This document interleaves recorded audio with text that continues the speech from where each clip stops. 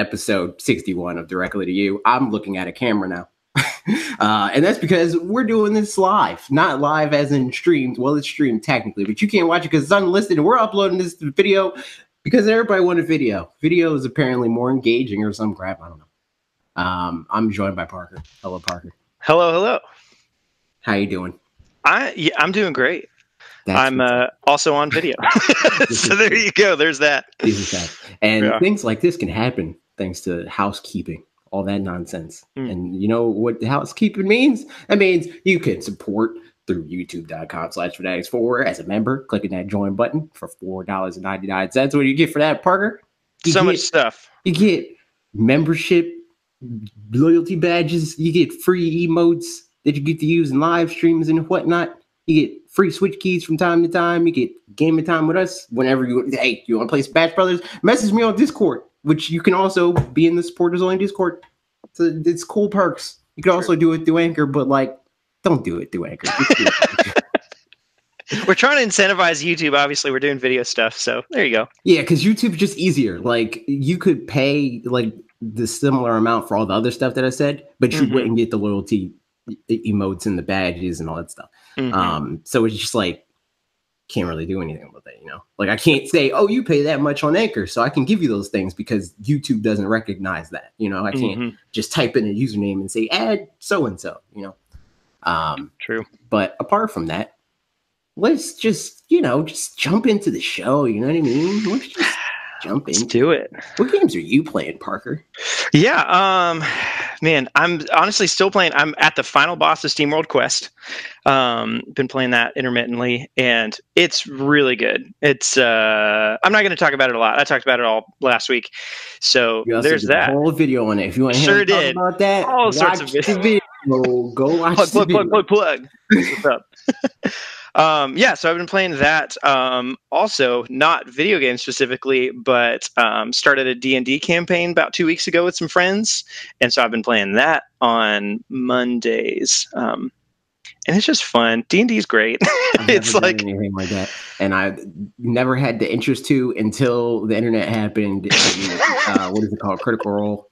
And I saw that one time. It was with Kind of Funny. They did a collab with them. And I was like, that seems like it's fun. Never made any movement. I feel like it's one of those things too. Somebody made I remember somebody on NVC was talking about it at some point, and but somebody made a Pokemon D&D where they just take the Pokemon world but stick it in with the kind of D&D rule set and stuff like that, which that's super fun. So that would be the most likely way for me to try that. Yep, absolutely. The hard thing, honestly, is just getting people in a place to do it, and you can do it. Now there's Google Hangouts, stuff like this. You can do it online, any of that stuff, but it's definitely easier to do it just sitting in a room.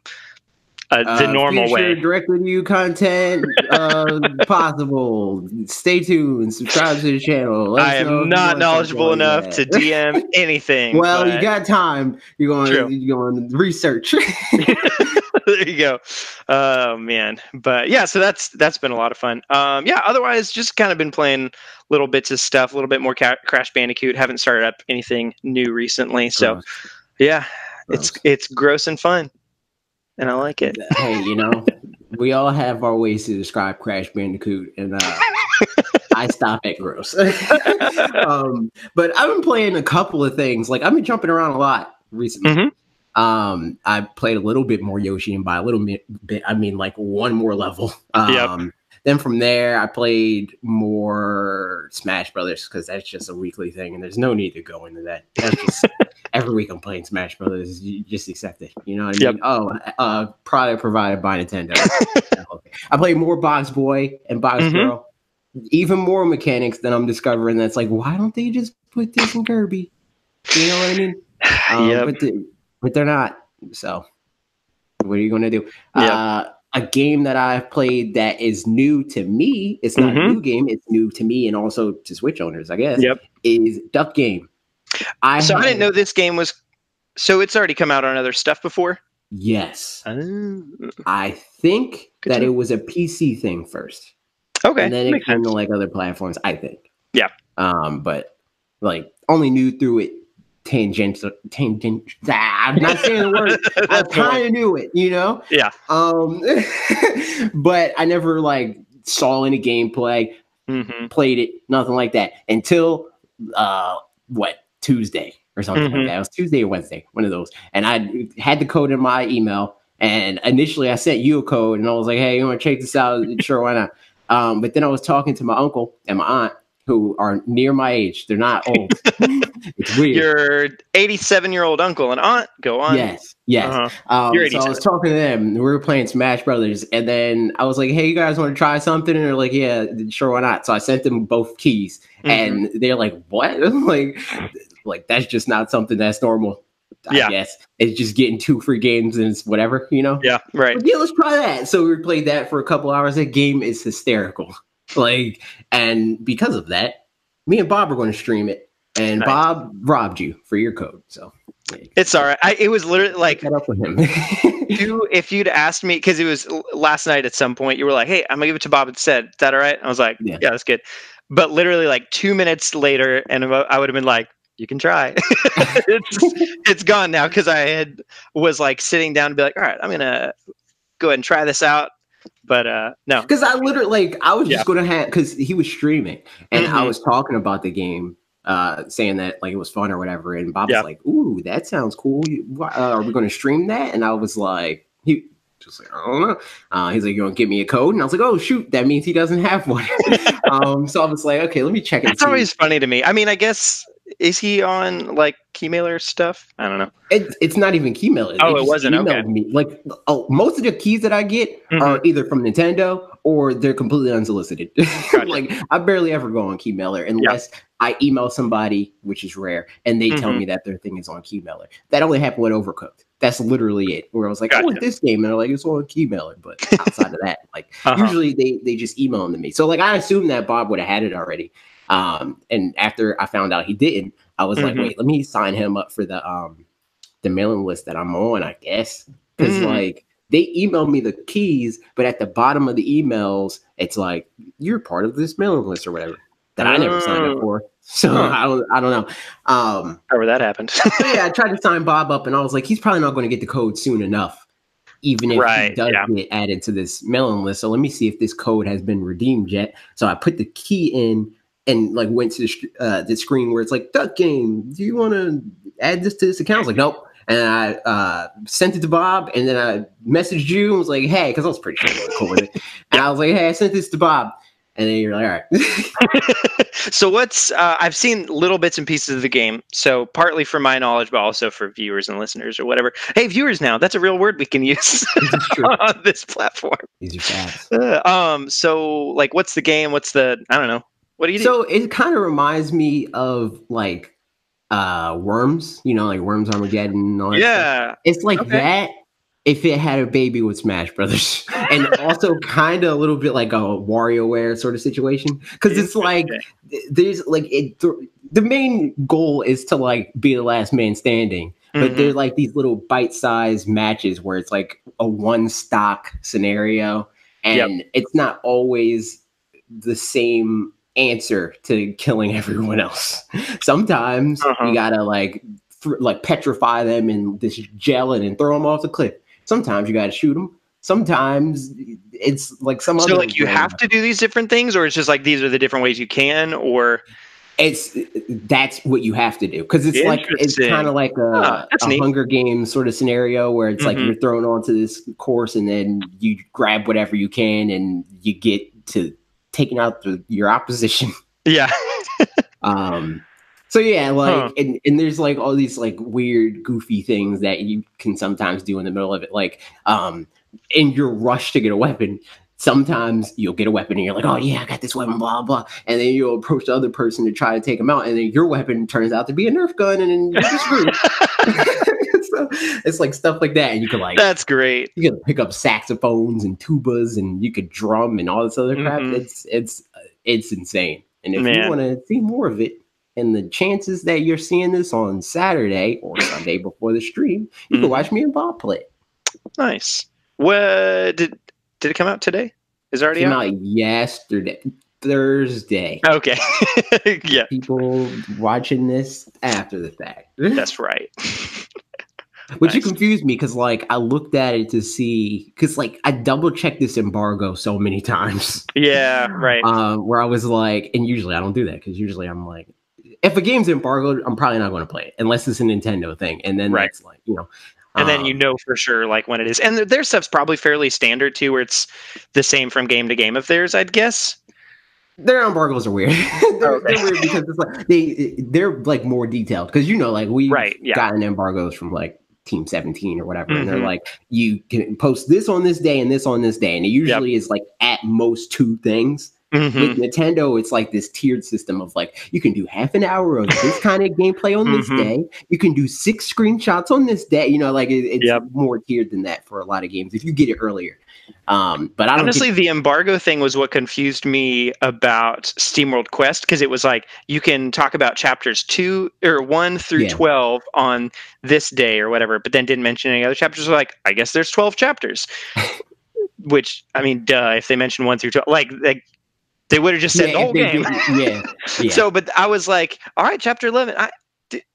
Doesn't really feel like this game's getting really close to ending. Like, it's going to end really abruptly. And so now I'm on chapter 18, and I'm like, this is pretty much the end. So it could be a fake out ending, and it could be even longer. But I was like fairly confused just from that wording alone. So I'm understanding it a bit better now over time. Yeah, embargo's weird. I'm still getting used to it too. Yeah. So that happened. If that's a game that you're interested in, you can get it. I don't know how much you build your own levels too? It seemed like I think I saw an ad. I think so. Cool. I think you might be able to, but I didn't even go that deep into the game. I literally just played the online. I mean, you also can build your own levels on Smash Bros, but it's not like most people want to be doing that. So, because like the point of Smash Brothers, the point of Smash Brothers for me anyway, is to, like, it's more competitive than that. But the point of Duck Game is like, I can't see how you can't want to be chaotic in that game. Right? Yeah, it's not really a 1v1 box only. No items. Yeah, it's not that type of game. So yeah, like I can see the building a level thing being more embraced by people at large. One game that only for some reason reminds me of it was a game that, oh well, it doesn't matter. I don't remember what it's called, but it's one where like there's your bees or something, and it's like the Queen Black, the Nest game. Killer Queen Black. Killer Queen Black. Yeah. That's the one. Kind of reminds me of that. I'm curious. I don't think we know when that game is coming out though. It's out already, but it's not. Yeah, right. Yeah. Which is the case of a lot of things, but yeah, whatever. I'm really curious about that game. That's one my friend Mitch is pretty interested in that, and so whenever that comes out, we'll probably play it together. Maybe we'll stream it. I don't know. Could be a thing. The possibilities are endless. They certainly are. But actually, to do that, I need to get my the capture card that I have works literally for only capturing footage. It doesn't have like a, I don't know, you would have through to the computer kind of thing. Capture it through your computer. You would have to like stream the image to your computer and then capture that through software. Yeah, and I don't even know. I mean, I could probably look into it to find out if that's possible at all. But like, my computer has possible, but it's annoying. Cool, love it. Especially if you're doing it through Mac, because like you can do it through QuickTime, but then you have to find a way to capture the audio through the game. Yep, it's a whole. It's dumb. That's why I don't stream, because it's annoying. Yeah, but yeah, that's about all I've been playing. I'd like to play more of Yoshi, but like I was waiting to play it with my wife, and so we played some together, and then we got New Super Mario Bros. U, and then we've been playing that together. So now Yoshi's just sitting there. I'm like, there's too many games. I can go and play it now.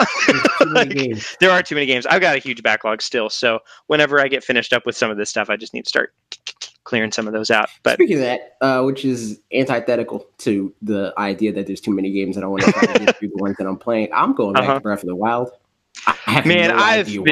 I've really been thinking about it a lot. Like, I would very much like to. It's so good. I don't even know why. I just was like, I have this game. I'm playing it. And I turned on. I was like, I guess I'm doing this now. I'm just going to go through it again. Yeah. Which I kind of want to do that with, like, like a lot of the first run again, like Mario Odyssey. I would go through that again.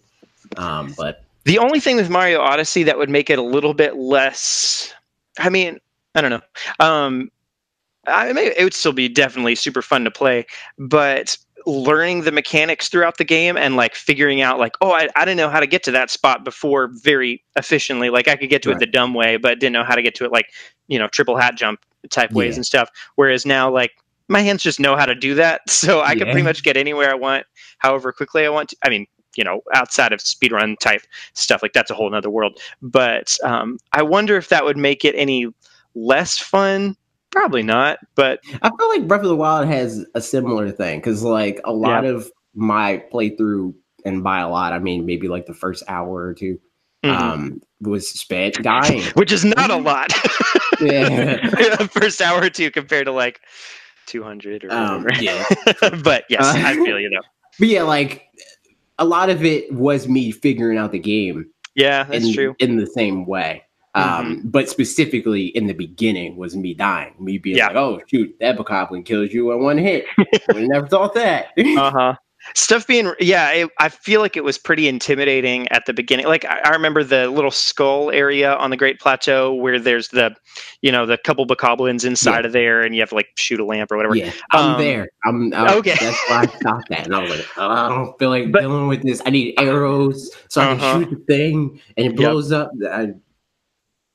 I just feel like at that point I was still like really hesitantly working my way through the world and stuff, whereas now I'd probably go up and just like blip blip blip blip blip, just because you're right, you just know the mechanics, you know their patterns a little bit better. But I mean, that's the way, same people play through Dark Souls over and over and over again, and that's Dark Souls is all pattern recognition pretty much. So it's still great. That was another thing that, like, my aunt I was talking about, I was playing another game with.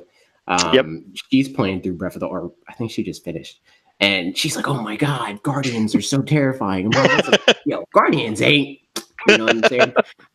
And can't edit this, we can, but it would take a lot more work than normal.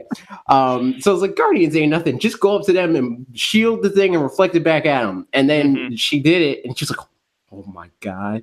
She's like, the world is reopened to me. And I'm like, it's like, yeah, man, Guardians, they're worthless. Man, once you figure them out. I really honestly did enjoy, not everybody got the DLC, but I really enjoyed it mostly for the Trial of the Sword stuff. I also enjoyed like the more shrines and all that kind of stuff. Actually, and take that back, I also really enjoyed the beginning of part 2. KO. Yes, man. I think we've talked about that before, and how maybe not. I don't know. I loved it in any case. Not everybody did. I liked it. Yeah. It was. I like stuff like that though. Yeah. Like, and it's usually like against popular opinion, because usually people are like, they don't want that type of resistance, like the mechanic that everybody complains about with Breath of the Wild, that they're like, never do this again. It's the breakable weapons, and I'm like, please continue to do stuff like that. I really enjoyed the breakable weapons as well. I mean, at first I did, and I was like, this is actually no. Even at first, I felt like it seems reasonable that I've got this little club, and like they break a little too much. Arlo actually has a great super long review of it, but talked about like crafting system, like that it would make sense to also, if you've got these breakable weapons, also have some kind of crafting system. And I agree with that. Like, I feel like take what you have and add on to it. But I really liked the breakable weapons. And I think what I liked about the one hit kill area, because a lot of people were complaining, I feel like there's like artificially difficult, and it's like, just challenging for the sake of challenging. But really for me, I felt like I already play the game fairly stealthy a lot of the time anyway. And so it just kind of rewarded me for that. So I just went in and played more stealthy and just had fun feeling like I was getting benefit out of that. Whereas I'm sure other people that would go in more full force and just like take a bunch of damage and stuff most of the time thought it was really annoying because you had to go in and at that point just get killed a lot. Your next move. Yep. But I really liked it. I'm sorry. Fine. It's all my fault. But I'll be curious to hear about the progression of your Breath of the Wild campaign as you go forward. You know what I'm curious to hear about the progression of? Sega's next changes to their IP and how they're going to handle the game releases and all that stuff. And you know what my mind immediately went to when I saw this? Yep. The Curious. conversation that we had, last week? Every week it feels like. Does this mean that once again the Persona 5 on Switch conversation is reopened? I mean, you're right. We do talk about this too much at this point. And it's extremely too much because I don't even care. I'm probably not even going to play this game. Yeah. I mean, it seems like so. Okay, I'll read some things real quick related to this. This is kind of sort of a mixture of the IGN article and the Tweaktown article stuck together, but I'm just going to read some of it for simplicity. So Sega reported as being disappointed in their fiscal year earnings for this past year. So its Road to 2020 roadmap of games earnings has fallen apart due to market miscalculations, too many games in development, lack of sales performance, and game delays. In response, Sega will focus on the previously mentioned IP and may also throw... I shouldn't have summarized it apparently, but the IP were Persona, Yakuza, and something else. I don't know. I don't remember what. And may also throw in a remaster / re-release or two and potentially bring over more of its key franchises and games overseas. Sega's PC business, however, has been doing well with such releases as Yakuza 0 and Yakuza Kiwami, and Sega sees the PC market as a place for big opportunities for increased earnings, and it will continue to port its titles there. While some of its titles, such as the Yakuza series and mainline Persona, have stuck to PlayStation hardware, this new strategy affirms its new games will come to all systems, from PC to mobile, and even next-gen consoles like the PlayStation 5. So that last bit is especially what you were talking about. What I hope this means the obvious. I mean, the obvious is, like you said, that like the Switch will also get these games because they haven't put any Yakuza games there. Persona isn't over there. Although, I mean, obviously Persona 5 Scramble. Yeah, and also like what is it called? Shin Megami Tensei. Right. Yeah, and like Valkyria Chronicles. Yeah, right. Which is funny.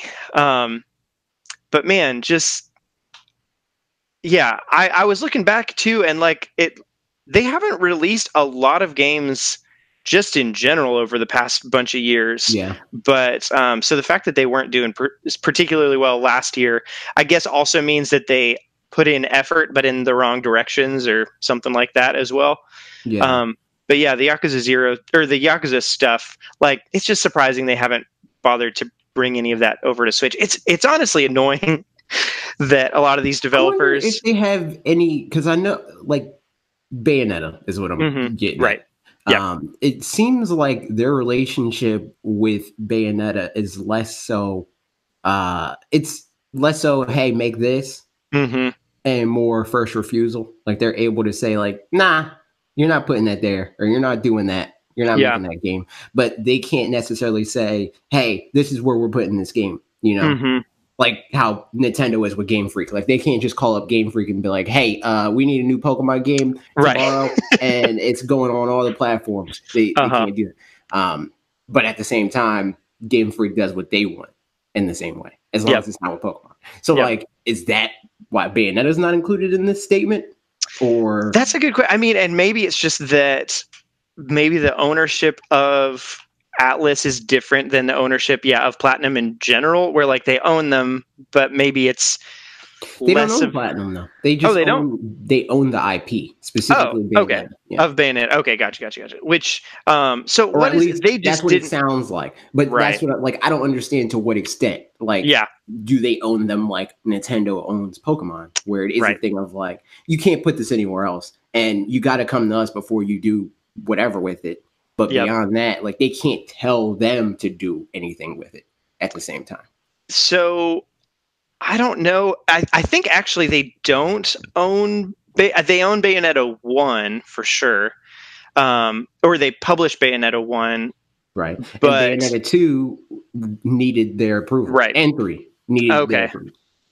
Interesting, because I'm looking here, and so they're not listed. I'm just looking at the Wikipedia page, and I mean it shows Platinum Games is on there, and then how? That's a great question. A long story short, I don't know. I'm just trying to see now on Platinum Games if they specifically are. I don't know. That's odd, but it probably must be like more like a Pokemon thing, because you're right. They didn't include any of that, and actually, we'll be talking about Platinum here in a little bit as well. And Platinum doesn't.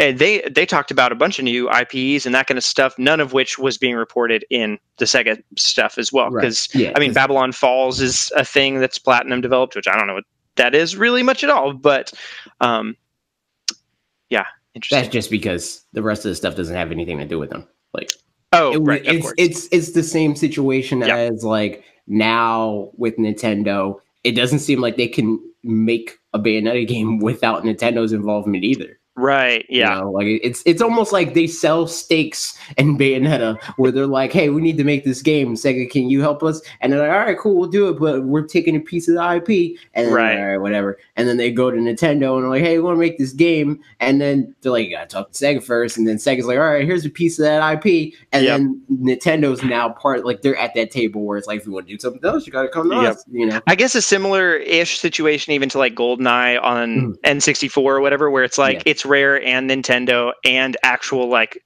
you know, James Bond 007 franchise, to where it's not like that kind of a thing. Fragmented. Everybody has a piece of the property.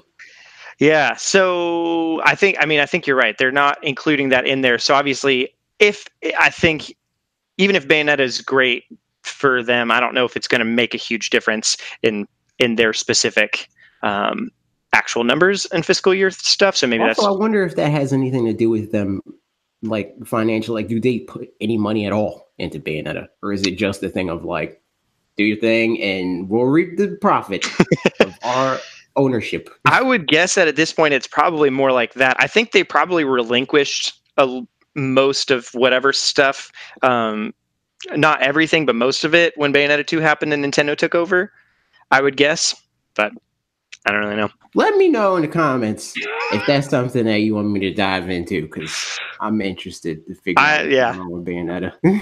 I'm interested in you diving into it, whether it's for a video or just to tell me later. But otherwise with this stuff, I also wonder if this means they talk about going into their, you know, previously mentioned IPs and stuff like that. So also Sonic, that was the other one that they mentioned in there. Right.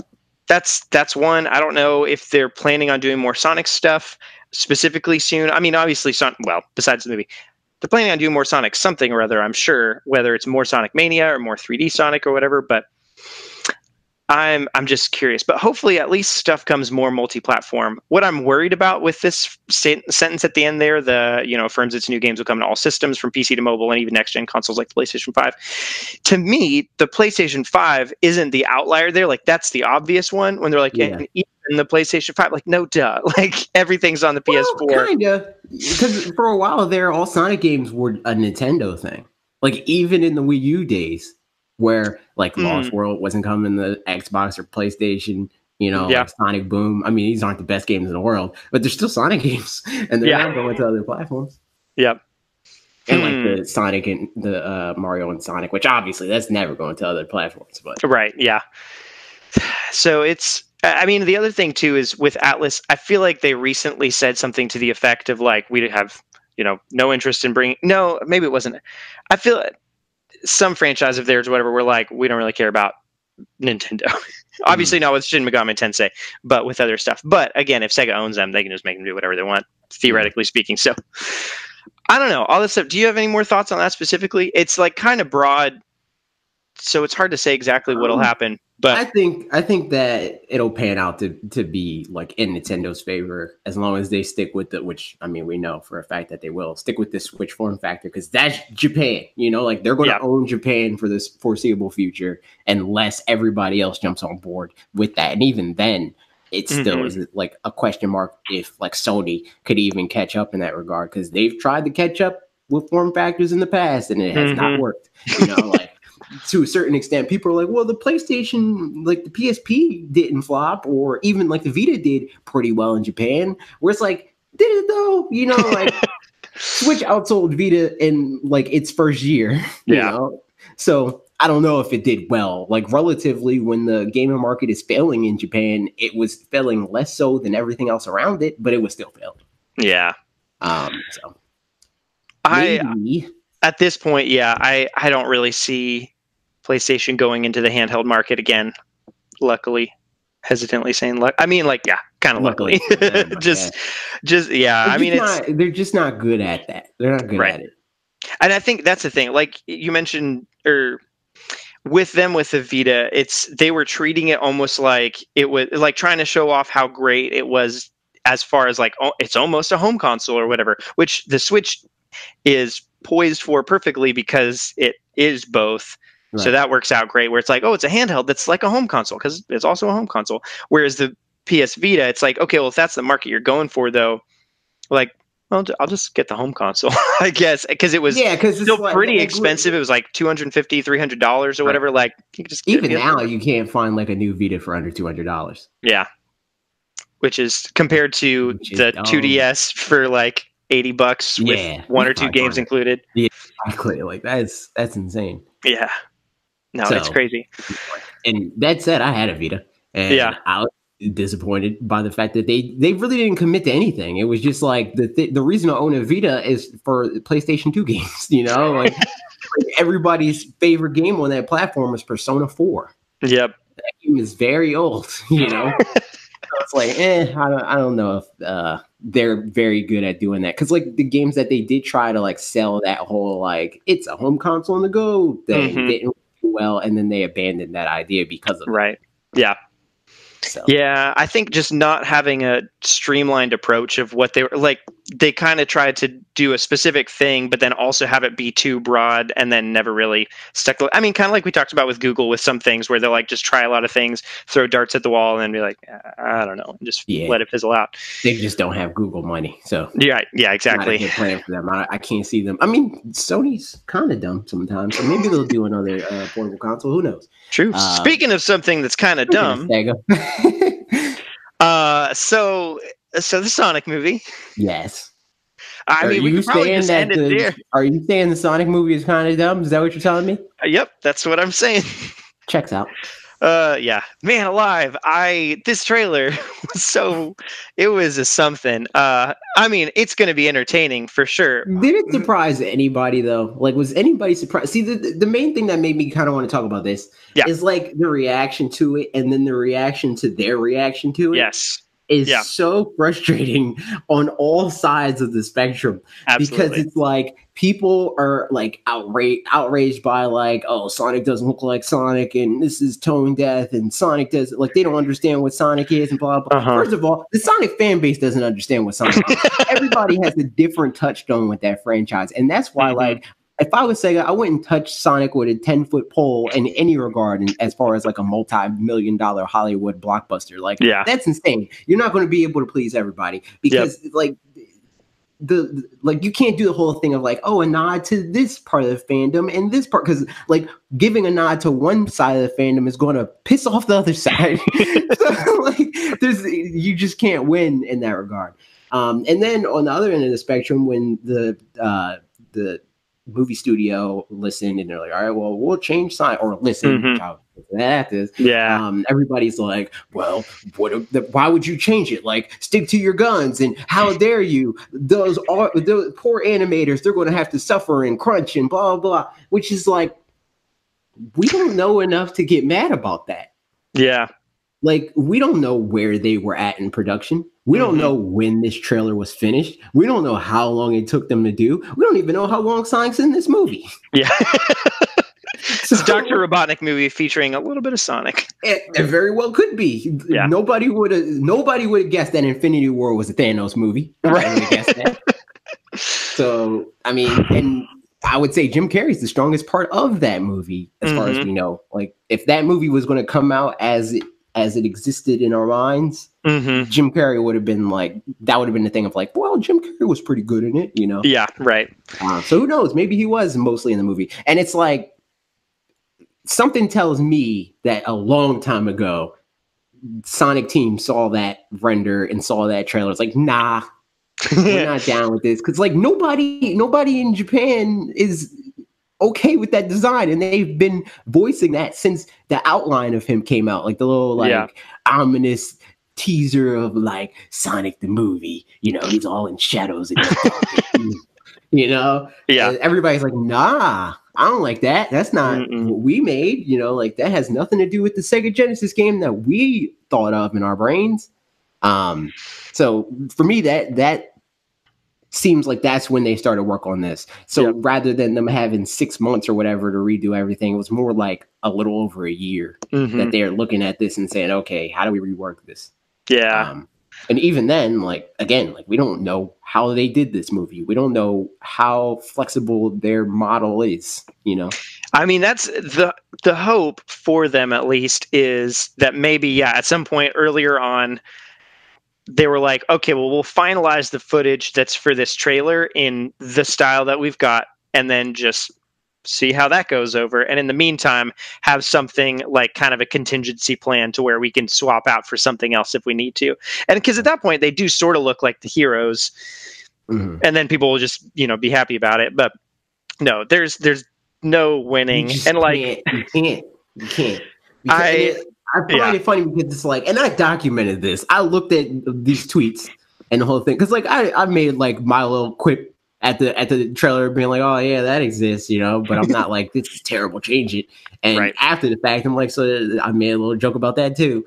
But people that were joking about like, "Oh, this design looks so dumb and they should have never made this movie," are the same people that's like, "How dare you go back on your vision? You're going to hurt the animators and blah blah." And it's like, dude, but you're part of the reason why they changed it in the first place. Yeah, like you can't get all self-righteous now. Like if you're the type of person that's like, let them stick to their vision and blah blah, then just be quiet about it. Yeah, let them stick to their vision and don't be part of the echo chamber.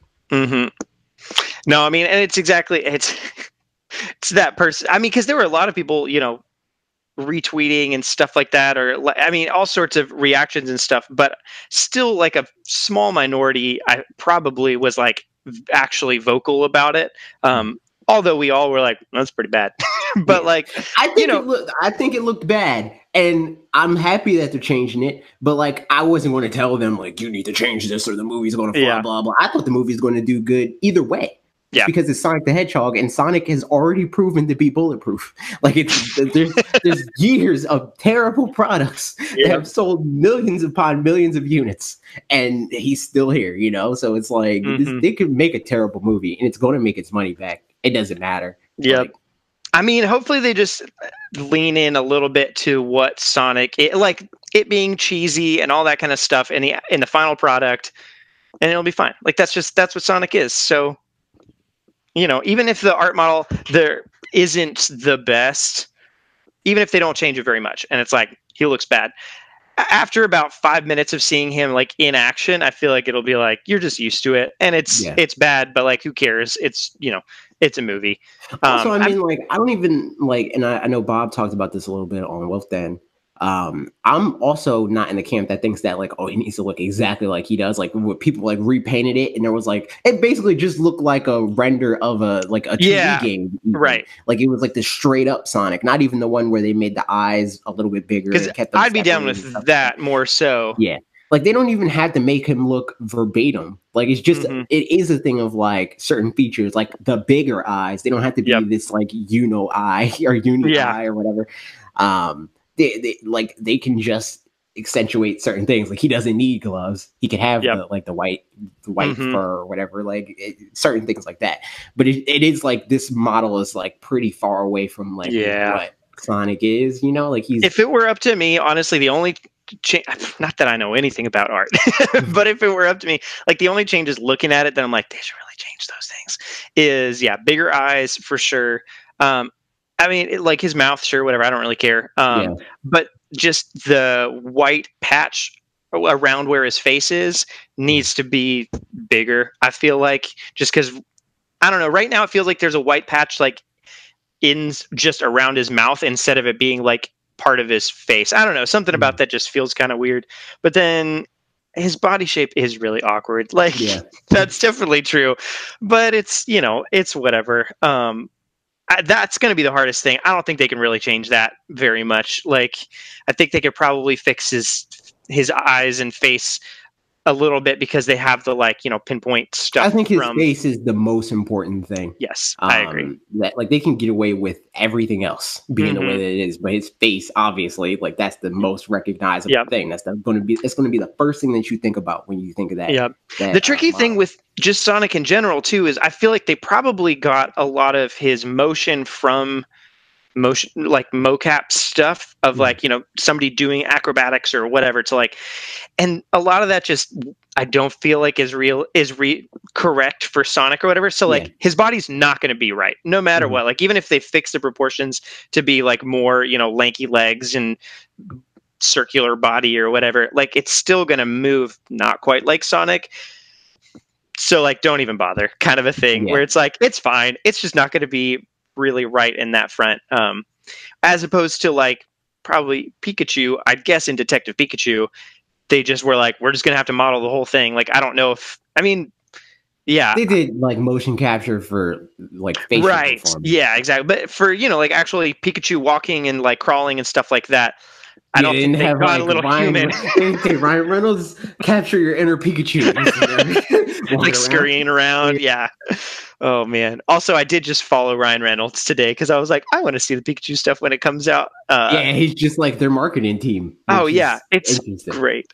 It's so weird. A lot of studios are doing that. Like Will Smith is using his YouTube channel to just release movie trailers and stuff. Like I'm like, okay, all right. Well, I guess that's just where we're at now. I guess. Yeah, man alive. Sonic is going to be something. I'm going to watch it in theaters. And I don't know if I'm going to watch it in theaters or not. I don't know. I feel like it'll be a fun time. Yeah, it'll be a fun time. Like it's because otherwise it would be, I think if you waited till it was out of theaters, that'd be like probably 3 or 4 months or so. So at that point, like, I mean, just let it be known that if I see this in theaters, it's solely because of this YouTube channel and this podcast. Because, like, as far as like the quality of it, I don't really care about. Like, there's nothing about the Sonic movie that makes me want to watch it. And I'm like way past the stage of like wanting to watch something to hate on it. Like, for me, it's definitely not wanting to watch something to hate on it. It's more like having a fun time at something. Just like Ashley and I watched Jupiter Ascending when that came to theaters, and it was awful. Like there were bits of it that were like it was a cool premise. Honestly, the world was kind of neat, and like I don't know, a lot of things about it were cool. And I was like, if they had made this, I think it was actually 3 books that they made into one kind of long movie. But if they had split it up into more movies to be able to expand on some of the story stuff, like it could have been pretty good. But they were like just these couple things. Eddie Redmayne's in it and like was an old man and did an awful job. Like he had this kind of voice for a lot of the beginning of the movie and it was painful to watch. So like we just laughed at it the whole time. Like pretty early on we looked at each other at some point and we're just like, what? And then so I'm expecting that kind of experience. Yeah. Or it turns out to be surprisingly good. I don't think we're not going to see Detective Pikachu reviews with this movie. I don't think that's going to happen. Yeah. But we are going to see Detective Pikachu reviews with Detective Pikachu. See, the reviews for this, they're mostly positive from what I saw as far as like in the sphere that we're in. Right. But like the movie specific people are like, if you don't like Pokemon, then you're not going to like this movie. And like on a certain level, what? Like, duh. That's like saying, like, if you don't like superheroes, don't go watch Avengers. No, duh. You know? Yeah. No, that's like my mother-in-law doesn't like really anything like magic, fantasy, whatever, and therefore like would not watch Lion, the Witch, and the Wardrobe, Lord of the Rings, like any of that kind of stuff is like not up her alley at all.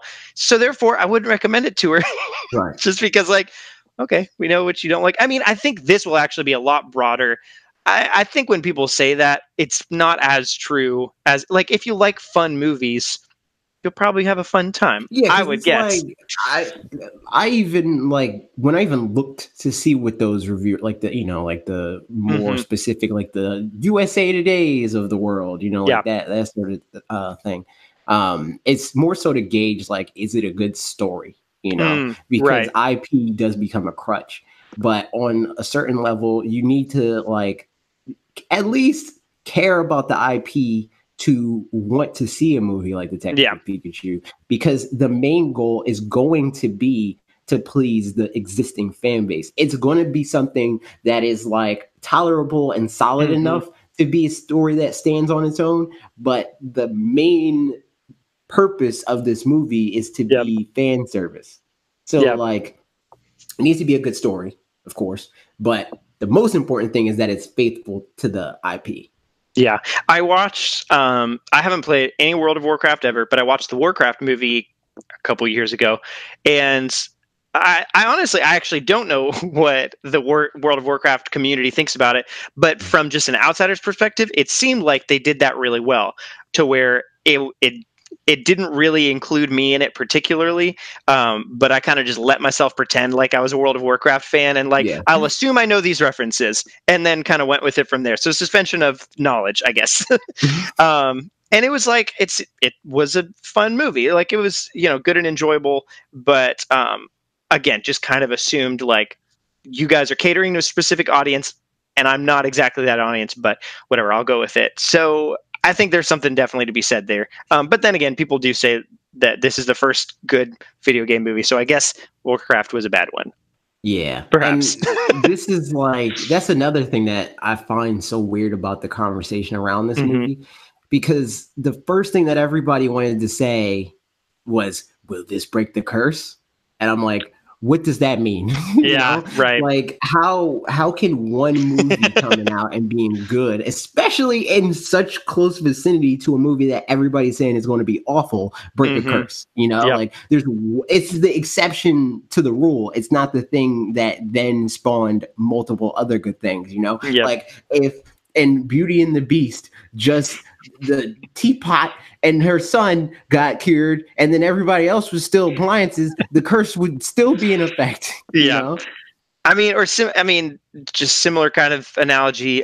I don't know why I'm using Sonic as an example, because I haven't played like many Sonic games really at all. But Sonic Forces came out after a bunch of other 3D Sonic games that were good, but Sonic Forces was bad, from what I hear. I haven't played it, so I actually don't know. I mean, to be fair, it was just another bad Sonic game. There's a couple but of that's good what I'm 3D saying. ones. But exactly, like the point, like they didn't break the curse for good 3D for 3D Sonic. It's not like now that we've made one. I mean, theoretically, they could try to follow that formula again, and then maybe just make other good ones from there. But yeah, exactly. Like just because you made something good doesn't mean everything else will be good after that. You still have to put in effort. It would be like saying Sonic Mania broke the curse, but then immediately after Sonic Forces came out, it wasn't good. So like, I want to believe just as much as everybody else does that there's going to be no more bad video game movies. But hey, maybe this will break the curse that there's one good video game franchise, you know. But like, it's not going to make all video game movies good. Yeah, but I guess I will say our chances of better video game movies and stuff are definitely increasing, for the reasons that, for one, people who like fans of and people who really understand video games are potentially getting to the production point where they're actually working on and in charge of movies and stuff like that. So that's good. In any case, is that like, even if right now there's not a ton of people in Hollywood or whatever that are avid video game fans and like grew up on it, I'm sure there are, but like, you know, if they're not the execs, the ones making the actual decisions, at some point that will be the case. I have to think, you know.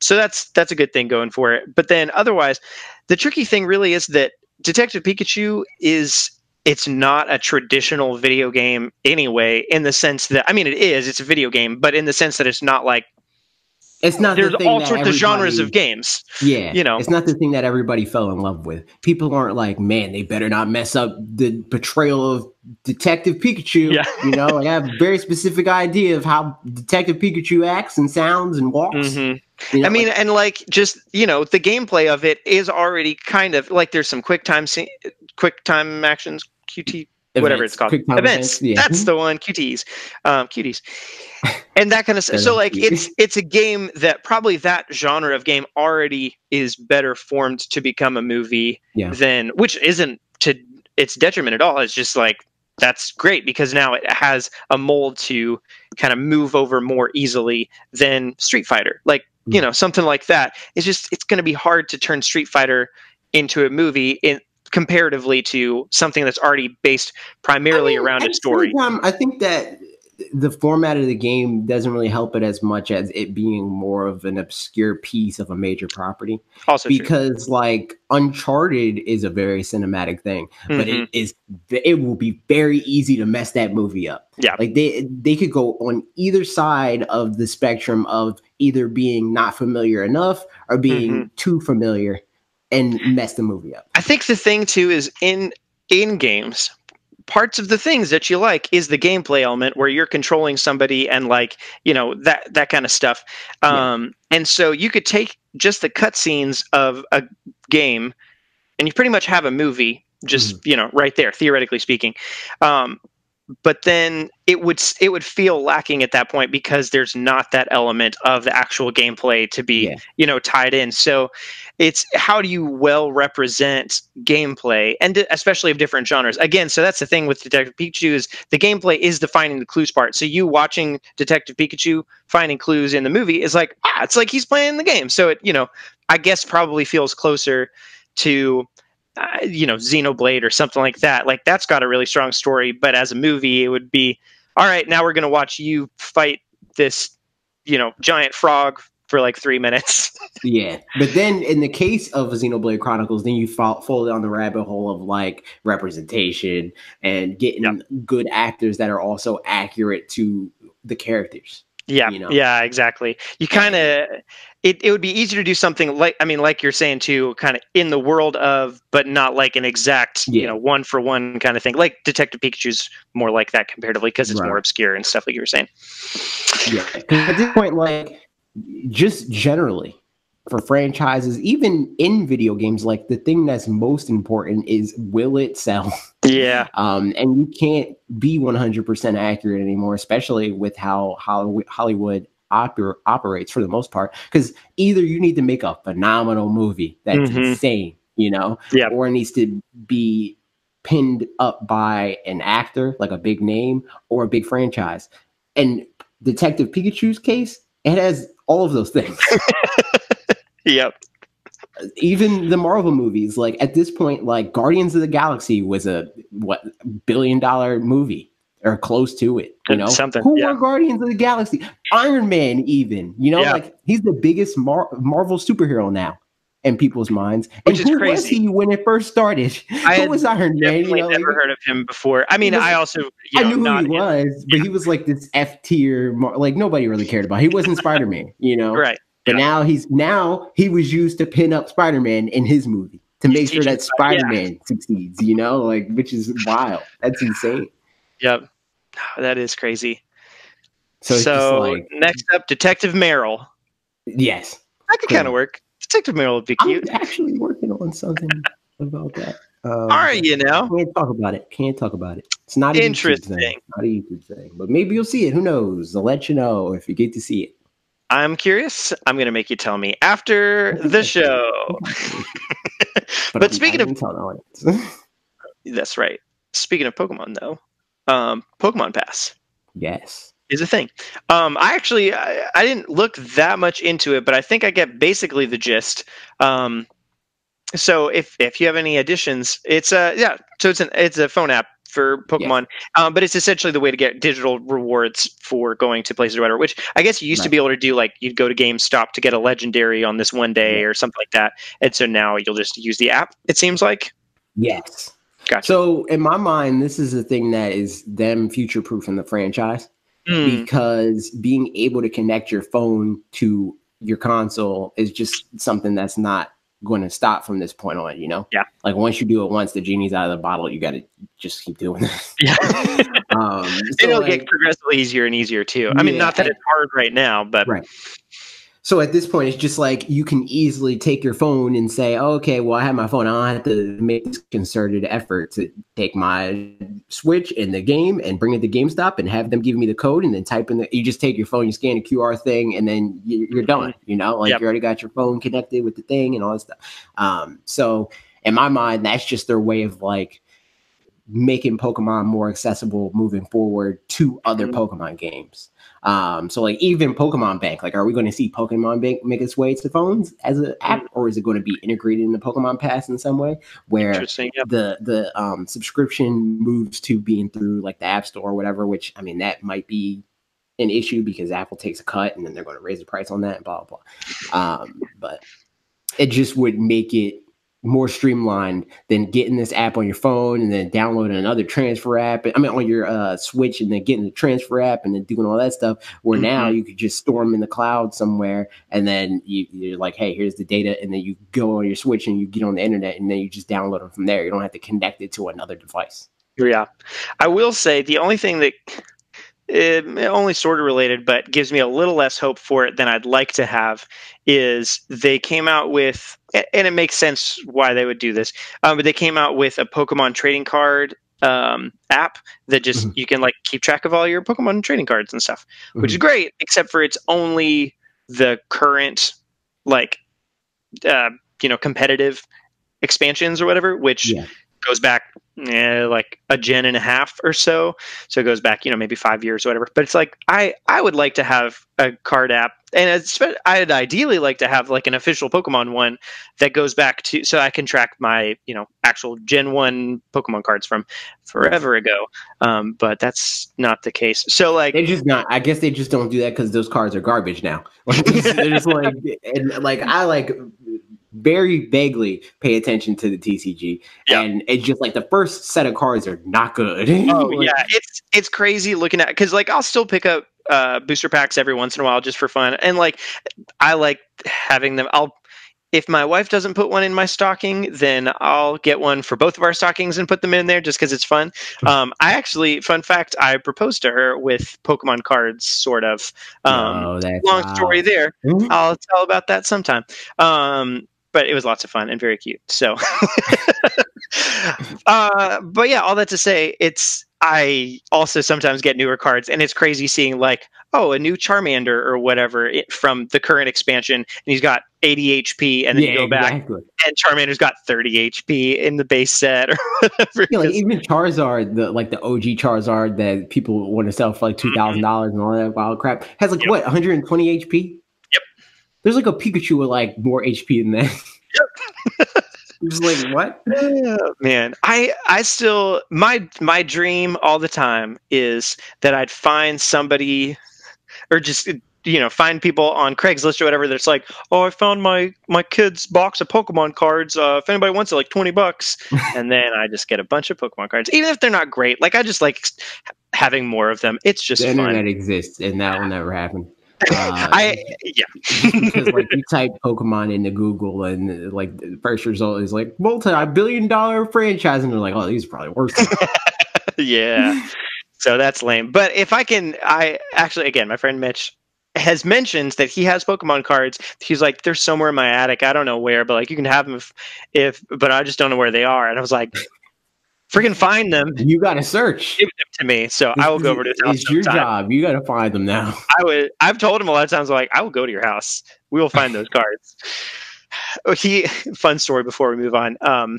He mentioned to me that he at some point had bought a just deck that you can buy the prepared decks and stuff, Yeah, and it like was the one with muck and stuff in it back from back in the day, and didn't understand that they wouldn't have different cards between them, so he bought that same deck like 4 times. oh my It god. has 4 mucks and like a billion Grimers and stuff, which is already like one of the lamest Gen 1 Pokemon. How So dare you? How dare you? easily. No, I do love the Pokemon episode where Bellsprout versus Muck, though. That's always very fun. Yeah, So Ash's Muck is a beast. yeah, he is. It's very fun. Also, like Muck is just bulky in Gen 1. He's a pretty good Pokemon And if you're just talking about Gen 1. yeah, I guess. And he's got Minimize and stuff, which is nice and annoying. When I was, I guess playing Let's Go Pikachu. No, well, I guess it was playing Let's Go Pikachu, and I was up against somebody in Koga's team, Muck, and he just kept using Minimize, and I was like, I want to murder you so Yeah. bad. It was so annoying. They love doing stuff like that. Yeah. The worst thing and the most broken move in Pokemon Let's Go, hashtag free product, is Stealth Rock. That's the most broken Oh, move yeah. because there's no way to get rid of it. Yep. So you're just screwed, and you're going to get hit by that for the rest of the battle, and that's it. Yep. No ifs, ands, or buts. No ifs, ands, or buts. And there's no ifs, ands, or buts about whether Platinum is working on a new IP and some Bayonetta 3, which rhymes a little bit. Uh, so here's here's some stuff. So Platinum studio head, so Inaba, I don't remember his first name, somebody Inaba, said Bayonetta 3 will involve a change in design process based on Platinum's experience creating the first 2 entries in the series. He also emphasized the importance of 2019 and how the company is building a new foundation that in later years will pay dividends.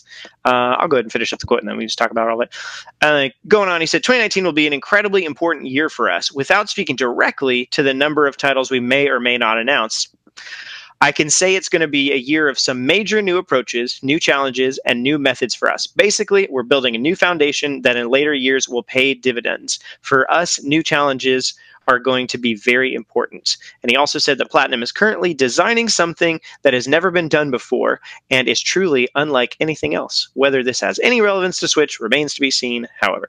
And that's from Nintendo Everything. So that's fun. That's like what? Like, is he talking about like we're building a new engine or something? Like I can see that being like them building a foundation that's going to pay them later, or are they saying that this is going to be like a bigger deal Bayonetta game, one that's going to like further cement Bayonetta in the gaming world, Yep. Which will later spawn, obviously like a Bayonetta 4 and like that type of crap. Yeah. And I don't know if all of this stuff, it sounds like from the full article, it sounds like just that first quote is specifically talking about Bayonetta 3, whereas the rest of it is a bit broader. And maybe could also be talking about Bayonetta 3, but maybe also is something else, whether that's a new IP or the engine thing makes sense as well. That could be it. I'm also curious when it says, so Bayonetta 3 will involve a change in design process based on Platinum's experience creating the first 2 entries in the series. Yeah. I'm curious what that means, like story. Like, are they saying that it's going to take longer or shorter? Yeah. Is my main question. That is a good question. I feel like I don't know if we've got to see something about it this year, but I feel like we've got to see something about it this year. I don't know. I don't know if we do. This year's already stacked. So we don't necessarily need it. And I think that for a while, Nintendo just seeing it. I think for a while they did have it in their like earnings reports that Bayonetta was coming out this year, and now it's TBD. Yeah. So. Oh, interesting. I felt like it was always TBD, but yeah, maybe not. So I don't know. I mean, and it could be. I've heard somebody speculate that it's just the setup of the game, where like it's Bayonetta 1 and 2 is set up in like chapters and verses and stuff like that. Whereas maybe now they've decided to change that or lean into it more or something along those lines. But Bayonetta is an episodic game now, just like Final Fantasy VII, which I don't think they're doing that anymore. Hopefully not. I mean, I guess it depends on how they're doing it. If each one, like, I don't know. It depends. I think now what they want to do is like make sequels or whatever. Which is also kind of dumb. Yeah. But, I mean, whatever. As long as it doesn't take a million years, whatever they do. Take a million years. I mean, yeah. Square Enix we're talking about. We're not going to be playing this game until 2037. Bayonetta, I think we'll get sooner than that, though. I think we'll get Bayonetta by the end of next year. I think so, too. I wouldn't be surprised if it turned out to be a earlier next year game. Mm-hmm. And then they've got something... I don't know, bigger for holiday and stuff. I mean, then again, they could have as many things holiday as they want because this year's summer through holiday is just insane. So much. Their pacing is so weird. Hopefully that'll get better in the future. But I guess actually no, it makes a little bit of sense because if with the Switch Mini stuff, it's kind of like just a new launch for them. Yeah. Again, where it makes sense that they'd be waiting to put some of this stuff out after the Switch Mini because then, you've got all this new audience that's going to pick up as many games as possible, and then new games especially are going to sell better. So I don't know if they're going to like go back and pick up Yoshi as quickly as they would pick up the new thing. So if they kind of backload it a little bit and also have the Switch Mini launch, probably is going to be good. So it'll probably, I mean, it's going to be a great holiday, but it is very backloaded. It's insane. yeah. I'm just generally curious about this, and it talks about a new IP. None of this specific, or the article talked about a new IP or whatever, I think, but none of this specifically And do points they towards mean that. like an unannounced new IP? Because like Astral Chain, that's a new IP, and Yeah, Nintendo seems very excited about Astral Chain because they're like promoting. Granted, yeah, like they're over promoting or not over promoting, but they're promoting stuff just generally a lot more than they usually would. Like, yeah. how many trailers have we gotten for Mario Maker 2 in the last like month? I don't feel Uh, like we usually get that many trailers all at once. Like no, I usually agree. we'll get Yeah, one trailer per direct, and they'll yep. like string it along for 5 months. But Until like, now, yeah, yeah, now that they're tweeting out release dates, we're just getting a whole bunch of stuff, shotgun mhm. blast, like really close to the release of the game. I do wonder if there was ever a direct planned for like April or for not, pre E3. Because at this point, I just don't really see one happen. Besides a like pointed direct, I could see them doing something very specific, like a Mario Maker Direct. I don't think it would be Mario Maker Direct, but something else like that, like Mario Kart Tour. They could just be like, "Hey, next Tuesday we'll have a Mario Kart Tour thing, and we'll tell you all about Mario Like the Kart Tour." Smash Brothers ones. Yeah, right, Which exactly. I heard JC, who works at the Treehouse, and he's like in charge of Smash Brothers, like Hmm. the messaging for Smash Brothers and the branding and all that stuff. All that stuff goes through him for Nintendo of Nice. America.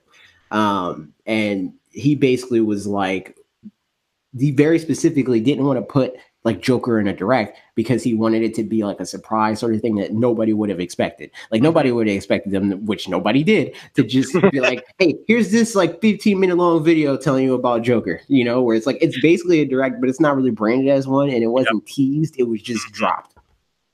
I I hope that for the most part, whenever, like Isabelle, for example, the way that they did her, where they announced Animal Crossing and Isabelle's in Smash, Yeah, I hope they do that for the most part for the rest of the DLC fighters, unless they already have a game that I'm like, just like I'm scared to say anything about like what they've done because oh yeah, I feel like they're listening to people being like, "Well, they did this before," and they're like, "Nah, we don't like them. We don't like them having our I strategies know. down like that, I'm and we're not just even going to saying what change it they all." will do, but like I hope they do that only because it means then people were like excited because Isabel was in Smash, and they could be excited because Animal Crossing, but they didn't have to be disappointed one way or another. Like Yeah, what I want to avoid is stuff where it's like, it's Joker, oh, it's this new game. Oh, this thing's coming out, and then it's like, oh, they're just a character in Smash. right? Okay, because right now it's less hype to have something in Smash compared to before it came out, where it was like, everything in Smash is amazing.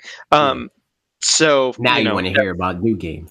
yes, right, Which the exactly. So same thing was the case for that happened to me with Smash 4, and I talked about this a couple times when yeah, they announced Rosalina, and it was just like this tiered like hmm, going downhill of excitement where I was like, "Oh shoot, is this a new like big budget Kirby game?" They're like, uh-huh. "Oh shoot, is this a Kirby Air Ride game?" "Oh shoot, is Kirby in Mario Kart?" "Oh, it's just Smash Brothers."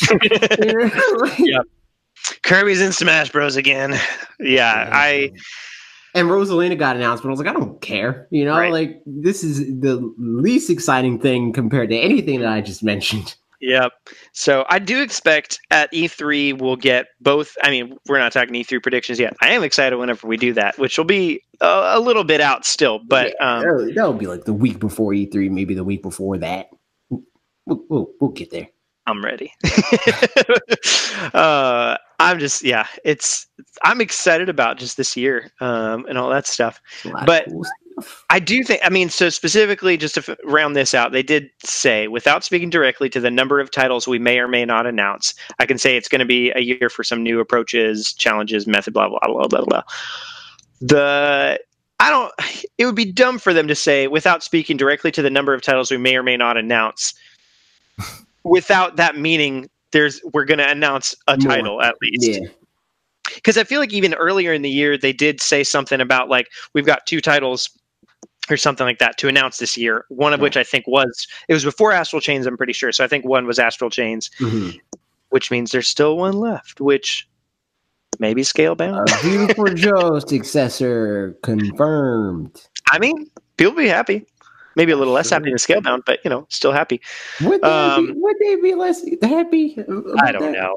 Who's to say about anything? I think the popularity of Scalebound got extremely over exaggerated once they canceled it. But you know what? I think that still probably counts for something where like people maybe didn't care about it too much. Like they cared about it a good bit and it was like cool and stuff. But then when it got canceled, it was like, now we really care about it. And Yeah, I but think if that probably it being canceled is the reason why they cared, will they stop caring now that it's not canceled?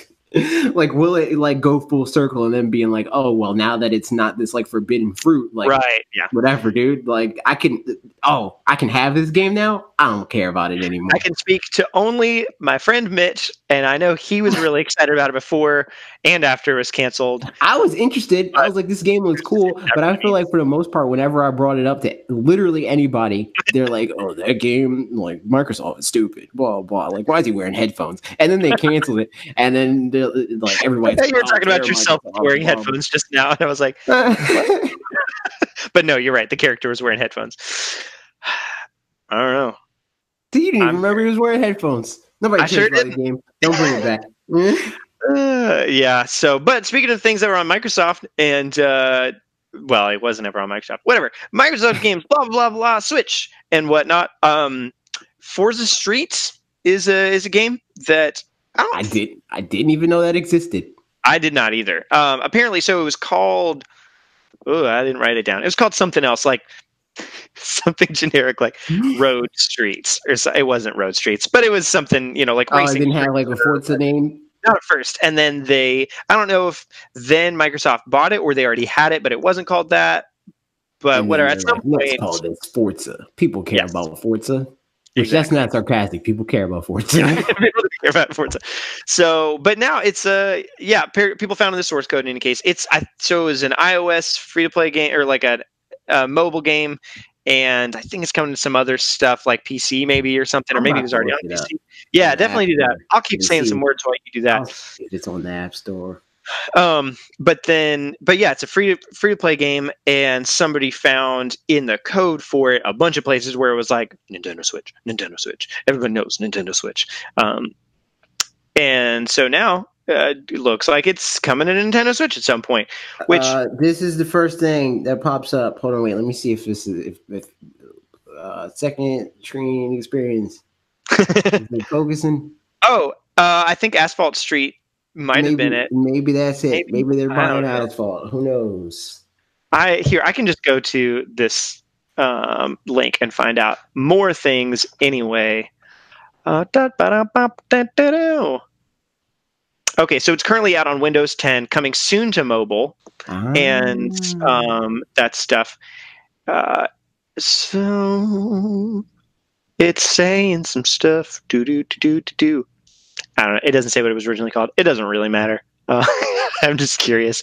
But in any case, in and of itself, this isn't like a huge thing, but seems to kind of continue that rhetoric. Yeah. It would be like a kind of big deal on two different fronts, where it's like another Microsoft game, and then also like there's not really many racers like that on Switch. There's like maybe there's what is that game called? It's like Grid or some crap like that. That one's not even out yet. I don't think Grid isn't. Grid Autosport. But then there's the other one that did have. There were There's two. Like another one that's like a mobile game. Yes. Racer Deluxe, Racington racing game. Sounds legit. And there was supposed to be like Project Cars that was supposed to be on Wii U. Yep. And then that got canned. And I think they said they're bringing it to Switch. And Gear Club Unlimited. That's the one that I was thinking of.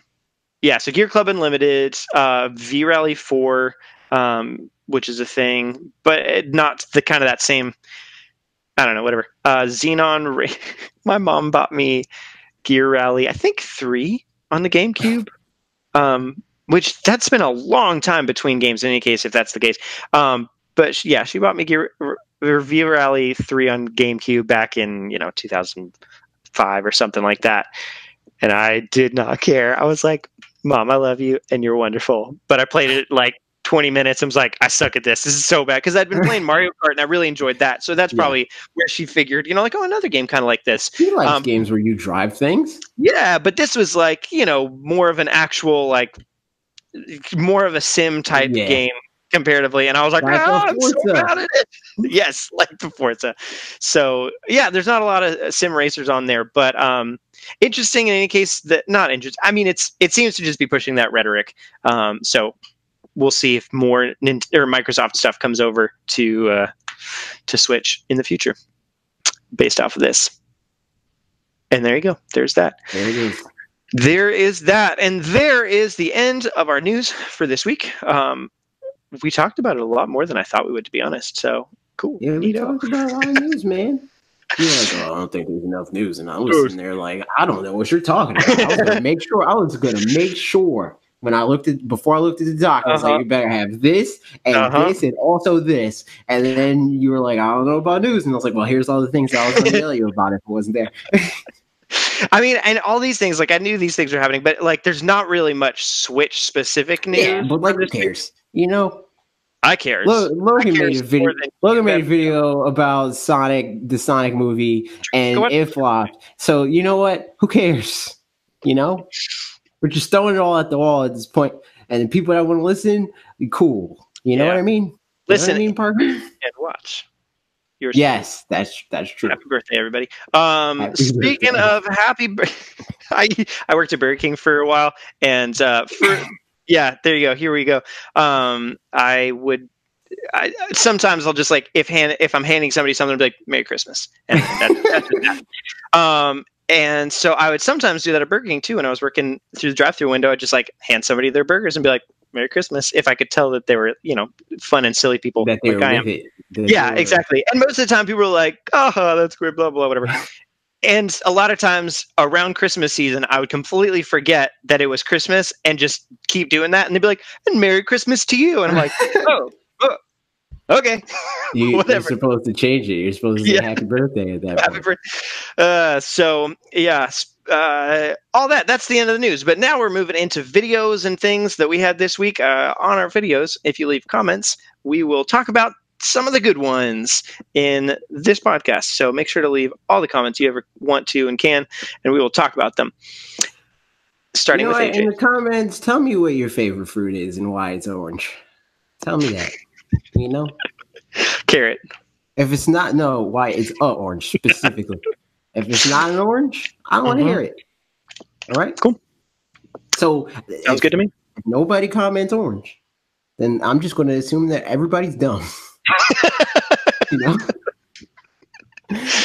That's the only follow the logic, maybe. The only possibility. It's either you comment orange because you know that that's the best fruit objectively, or you don't and you're dumb.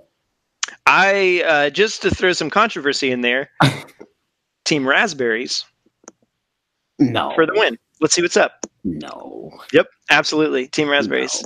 No. They're a whack. They're a whack. They're so bad that they had to make up a fake version of raspberries. Blue raspberry? Show me one blue raspberry right now. Yeah, no, it does. Honestly, I think the only reason there's blue raspberry like candy and stuff is because there's too many red colored candy things. So they were just like, we'll just switch the color. Also, because raspberries are whack. Whack. Crazy good. Also, random fact, since that's what we do on the show. That's what we do on the show. She had raspberries in her backyard, and it was neat. We had raspberries in my backyard for we moved around a lot when I was a kid, and yeah, we had a raspberry bush at one of the houses we were at for a couple of years, and it was great. I just go out there, pick some raspberries. Sometimes nature. That was the house where I lived when I learned about Pokemon, so it's a good house. So that's why you like raspberries, because raspberries are in Pokemon. Pokemon doesn't have oranges, I don't think. Oh, you're right. But also, like, bananas are a berry in that, so Pokemon. Yeah. I think there's some logic somewhere that even shows that bananas are supposed to be berries, but they're. I don't know. I know. I mean, it's like the whole what's fruits and what's vegetables conversation. There's so many things. Like everything's a fruit, and vegetables. Like bell peppers, I think all peppers, technically speaking, would be fruits. Yeah. But like. I think most things are fruits. Like most things that you would think of as a vegetable, like tomato. Like tomato's like the classic one of like if you're a kid and you think you're smart, you tell everybody that tomatoes are actually fruits. Like that's the first. I was totally that kid. But like the top level, like the galaxy brain, I'm a smart kid thing is just to know that most things are actually fruits, and vegetable is just a fake word. The universe brain kid thing is to know that Santa Claus isn't real and ruin it. How dare you? You just shattered Grimhane's reality. Sorry, Grim. Oh, and let's shatter our realities with these comments. AJ, your video was on what games are best handheld, portable, or handheld, docked, and both, and Yep, was very fun and good. And so you yes, asked people to say what their favorites were in those. this So is true. here's a bunch of those answers, Yep, and then some longer things as well. But so yeah. starting out with some of these more straightforward ones, we got Dark Type, best docked game, Super Mario Odyssey, best handheld game, Pokemon Let's Go, best all around game, Super Smash Bros. Ultimate. I'm down with that. Yeah, These are all games that I like a lot. the Pokemon Let's Go one is funny too because I feel like Arguably top three. yeah, honestly, I put a list in there as well, just because that's what's up, and it was pretty much just like, here's just my 3 favorite games, but like, I mean, that's basically what this video was. It started out as a thing of me being like, here's some of the just games that I like a lot right now, because that's like yeah, that's what you're supposed to do as a video game YouTuber and just like like tech kind of yep, YouTuber of being like, here's just what I play, and maybe you like some of that. So hmm it started as that, and I was like, let me like break this down further because it goes, there's levels to like how I want to play certain things, and like sometimes it bleeds through, and like right now I'm playing Breath of the Wild just handheld. I'm not docking it. hmm I feel like doing all that.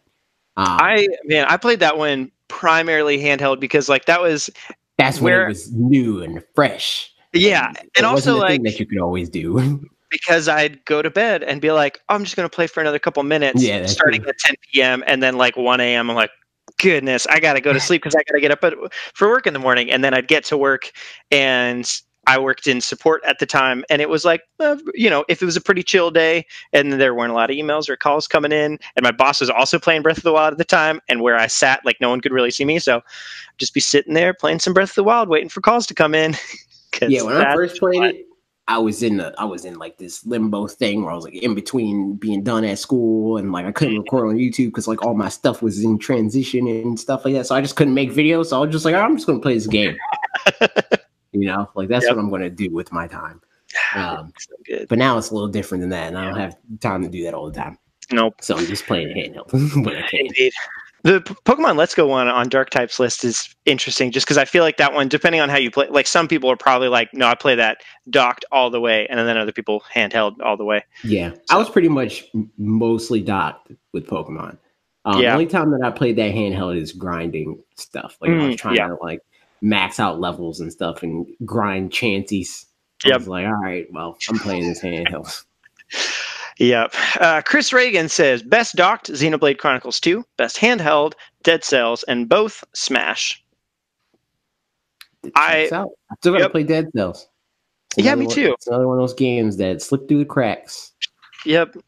I need to play that too. The Xenoblade Chronicles one is a very good call because on it, like it looked, technically speaking, technically speaking, it didn't look fine in Mhm. handheld, but like just on a, if Realistically, like yeah, speaking in practice, where you're not like analyzing every pixel when you're just playing a video game.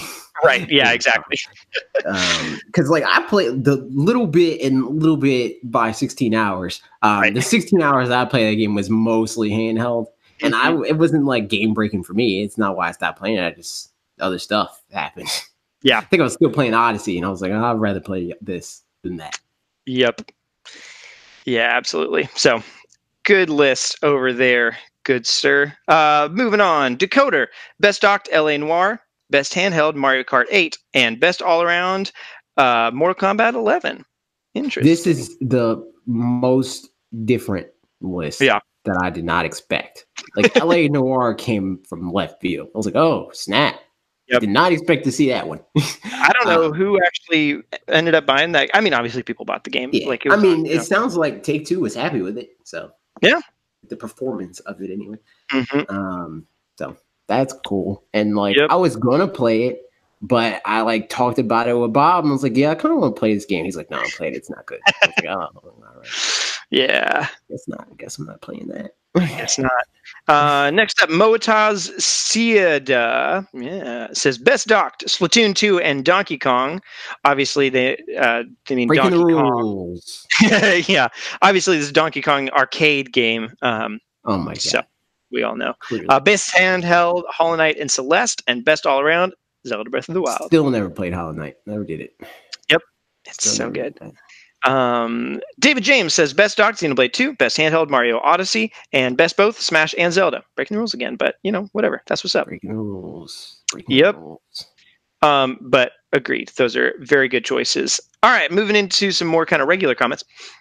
Deceptijon says, I also love the Phoenix Wright games as a portable. I mean, yes, they started on DS and stuff, but it's really nice playing the game. That game on a better looking screen with updated graphics while on the go. I also just started playing Grim Fandango, picked it up for $1 on sale, and found out that game can be played entirely using touch controls. I think that may be the only one on Switch as far as I know, which I don't think is the case. But kind of depends on as far as so I think, unless I'm misunderstanding Deceptijon, I think you're saying you think that might be the only game that you can play fully in touch controls on the Switch.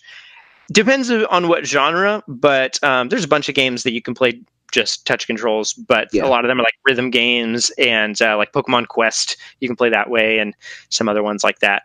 Right. So there you go. Yeah. Also, like, it makes me mad that the touchscreen doesn't work in Smash Brothers Ultimate. That's very stupid. And it was the same way in Smash 4, where I was like, why though? Like, why? Like, it's such a weird oversight where it's like, and the UI even looks like it should be touch controlled because it's like these huge icons and stuff. Like, it's get it together with that, Like, Sakurai's good in a lot of ways, but his UI, or at least his wife, I think, does the UX and UI for the Smash Brothers games. Yep. To what I understand, at least, somebody got to have a sit down with her and discuss that touchscreens exist and we got to use them. Yep. Agreed. Yeah, it's honestly like it's one of those things where in a lot of Nintendo first party games they want to like use all of their features and all that kind of stuff. So that's interesting that's because they'll do HD Rumble and all this stuff, motion controls. Mario Kart uses it. Yeah. Oh, it uses touch controls in the menus and stuff? Yes. Yeah. I don't know. So it's weird, that they just don't bother. Like that's not one of the things that they're like, this is also a feature that we need to go ahead and promote and say. It's honestly, Let's Go Pikachu and Eevee is another one that's like, that's kind of weird that you can't use it at all in that, especially since it's based around the Pokemon Go stuff. But also because the last couple generations, you could use touch controls in the menus and stuff. Yep. I guess you can use it in like playing with Pikachu or whatever. Yeah, that's true. But that's like, all right, whatever. Yeah. In any case, that's the thing. Squantle says, I obviously can't praise Mario and Zelda enough, but one game I think is sometimes overlooked because of it being a port is Captain Toad. I got it on launch, and it became one of those games. Actually, is that one? Can you play touch control with that one? I think so. Yes. There you go. That answers your question, Deceptijon. But yeah, Squantle says, I got it at launch, and it became one of those games I wouldn't put down until I 100%ed it. I'm ashamed to admit that the final Mummy Me stage in the bonus chapter became too much for me, so I still haven't finished it at all. Also, Donkey Kong Country Tropical Freeze has shot its way to my favorite 2D platformer of all time, and I'm trying to work towards 200% without breaking my controller. That's wild. I also like Captain Toad a lot. And that was like one of those games that I had a Wii U and I played my Wii U, but I didn't play that game on Wii U. Yep. So when Nintendo was releasing that and they were like, hey, you want to play this game? I'm like, yes, I want to play this game. And Captain Toad's fun. I like it a lot. I need to finish it. I need to do the DLC. I need to do all that stuff. But who knows? Too many games. You know what I mean? Too many games. Also, Donkey Kong Country Tropical Freeze is a phenomenal game. You should all play it and tell Bob he's stupid. Does he not like it? No, he doesn't like it because he's terrible at it. He sucks. And he's like... It's definitely a different kind of... Like, the whole... Just as a platformer, it's the opposite of Celeste or whatever, where in Celeste, you pretty much... I guess you can't... I'm trying to remember. Does running impact your movement? Maybe, like, a little bit of running. It's kind of binary, where, like, if you run, you'll jump a little bit further. But there's not the momentum kind of stuff that Tropical Freeze has or Donkey Kong has. You're an ape, you control like you're just giant ape. Yeah, and like your weight is a factor in that. So like as you move, like it carries you and stuff. And like it's hard to get a handle on for sure, but it's fun. and it's good. It's fun and it's designed well and retro made, and you're stupid if you don't like it.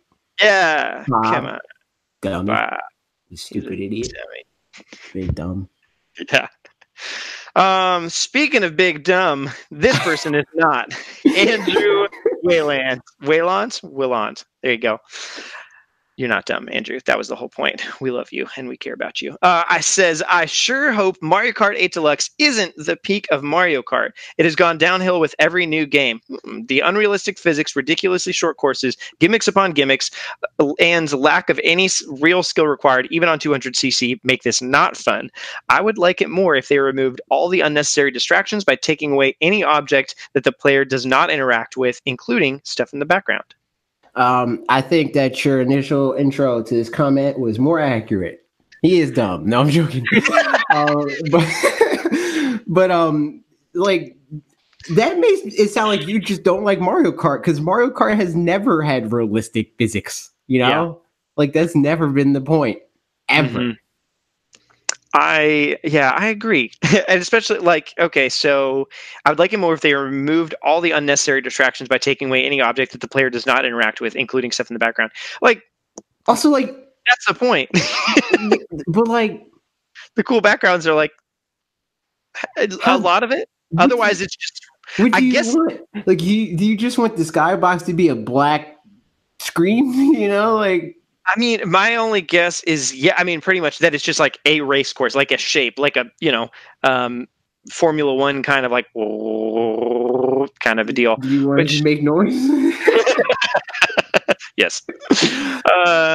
I think I'd probably just generally agree with what AJ's saying. Andrew, it sounds like maybe Mario Kart isn't quite. Maybe you've been talking to Bob for too long. And you're dumb. Does he not like Mario Kart? No, I just mean that Bob's a dumb, and of course. Okay. Sometimes it rubs off. Just so interesting. I don't know. I think it's kind of, that's what kart racers are, as opposed to just regular racers or whatever. Where obviously there's skill involved. That's definitely a thing. But why don't you get whatever that game is that Parker was talking about and trade it with him for Mario Kart? V Rally 3. Ooh, go for it. Have maybe a lot of that fun. Game more. I mean, and especially, if you're talking about it with skill and stuff like that, the Super Mario Kart had and Mario. Honestly, a lot of them have had Mario Kart 8 is probably the most skill based one. It definitely is. It 100% is, because all the other games actually have even more wonky physics. Yeah. If you look at just look at some Double Dash gameplay, and I was playing Double Dash the other day, and whew, the turning in that makes absolutely no sense. It's funny. I had a friend in high school that I was quite good at Double Dash, and he was saying I was having a birthday party coming up. It was my 15th birthday party or something, 16. I don't know. It doesn't matter. And I was like, "We're gonna play Mario Kart. It's gonna be great." And he said, "All right, just watch out, because I am the king of Mario Kart." I was like, "Okay, whatever." Everybody says that. Everybody says that. He had been playing Mario Kart Wii a lot, and really was into it, and was, I think, mostly driving with motorcycles and stuff, to where he could do wheelies, and their physics are very I don't know, a certain, they don't drift like that. They drift just left, right. So needless to say, he came over and he did so bad. Just kept falling off, which I understand. I was wrong. I wasn't playing Mario Kart Double Dash recently. I was playing Mario Kart Wii, but I was playing it with it was at my friend's house, and they were playing it with their kids, and they didn't have a nunchuck, so I was just using the wheel, and I suck with the Wii Motion wheel. I'm using motion controls. Yeah, tilt control. That's what they say. Control, that's the one. Tilt controls. So yeah, that was a thing. But yeah, those are all the comments. Interesting on that one. But in any case, Andrew, regardless of whether you like Mario Kart 8 or not, it is a great handheld and docked game, in my personal opinion. This is true. Did a great job of doing that. So yeah, that was everything that we picked out for your video. But then we got stuff for my video this week, which was on Super Mario Maker 2. True. And lots of fun. And Bob was in it. Bob was in it. He sure was. He called me a rookie, and I am very offended. Just can't get rid of him. He just always pops up. You say Mario Maker and he appears. What if he did? What if he That's was just? me What if he was just here? Yep. Good old Bob. But Yeah, I man. appreciated him joining. It was fun. And I don't actually know the comments that he gave. I don't know if they were things because I had written out a script and there was a part right towards the ends that just, I think, happened to be pretty much the exact same things that he said, or he kind of paraphrased some of that stuff. But I think it wasn't, which is just ironic that I was like, oh, I can just take this whole bit out now. And because he's talking about that stuff. So there you go. But yeah, so I asked some questions, specifically the title for the context of this stuff. I'm sure everybody who's watching this has also watched that video, I guess. I don't know. But the title of it was, Will Mario Maker 2 replace 2D Marios? So we've got some people commenting on that and other people on other stuff. So Patrick Jackal, what's up, Patrick? Said, I missed out on the first Mario Maker, but very excited for the second one. I feel like we, random people on the internet, not including myself, probably can create better levels than Nintendo. However, new 2D Mario games bring new mechanics and make a lot of money, so Nintendo will never stop making them. That was also something I mentioned and asked about in the video, is a lot of times I think we feel like we make better levels than Nintendo does, and is that accurate or is that I not? think it's very inaccurate for the most part. I think there's Yes. some people that make really good levels. And I think the small amount of people that make those type of levels are the type of people that will be hired to be game designers. But for the most part, I would say Nintendo makes more solid, well-designed levels. People just make levels that are harder, or like, or they're able to be more creative in certain ways that just wouldn't work well in a product that's packaged and sold to people, you know? I mean, it was like, a thing I mentioned in there too was similar to the Lost levels. Is like, you could say those are better levels theoretically, I guess, than Super Mario Bros. The original one, but they were a lot harder and they had like more interesting, unique gimmicks and all that stuff. But at the same time, it's like that wasn't a great game for like mass marketing appeal, kind of, like that just wasn't the best game for everyone, but it was a great game for a subset of people. And so similarly, like I've been watching just some Mario ROM hacks that people are playing through, and they're like very well designed, really well thought through, and have some puzzles and stuff in them. But it's something where like the small subset of people that really are good at that Kaizo stuff love it.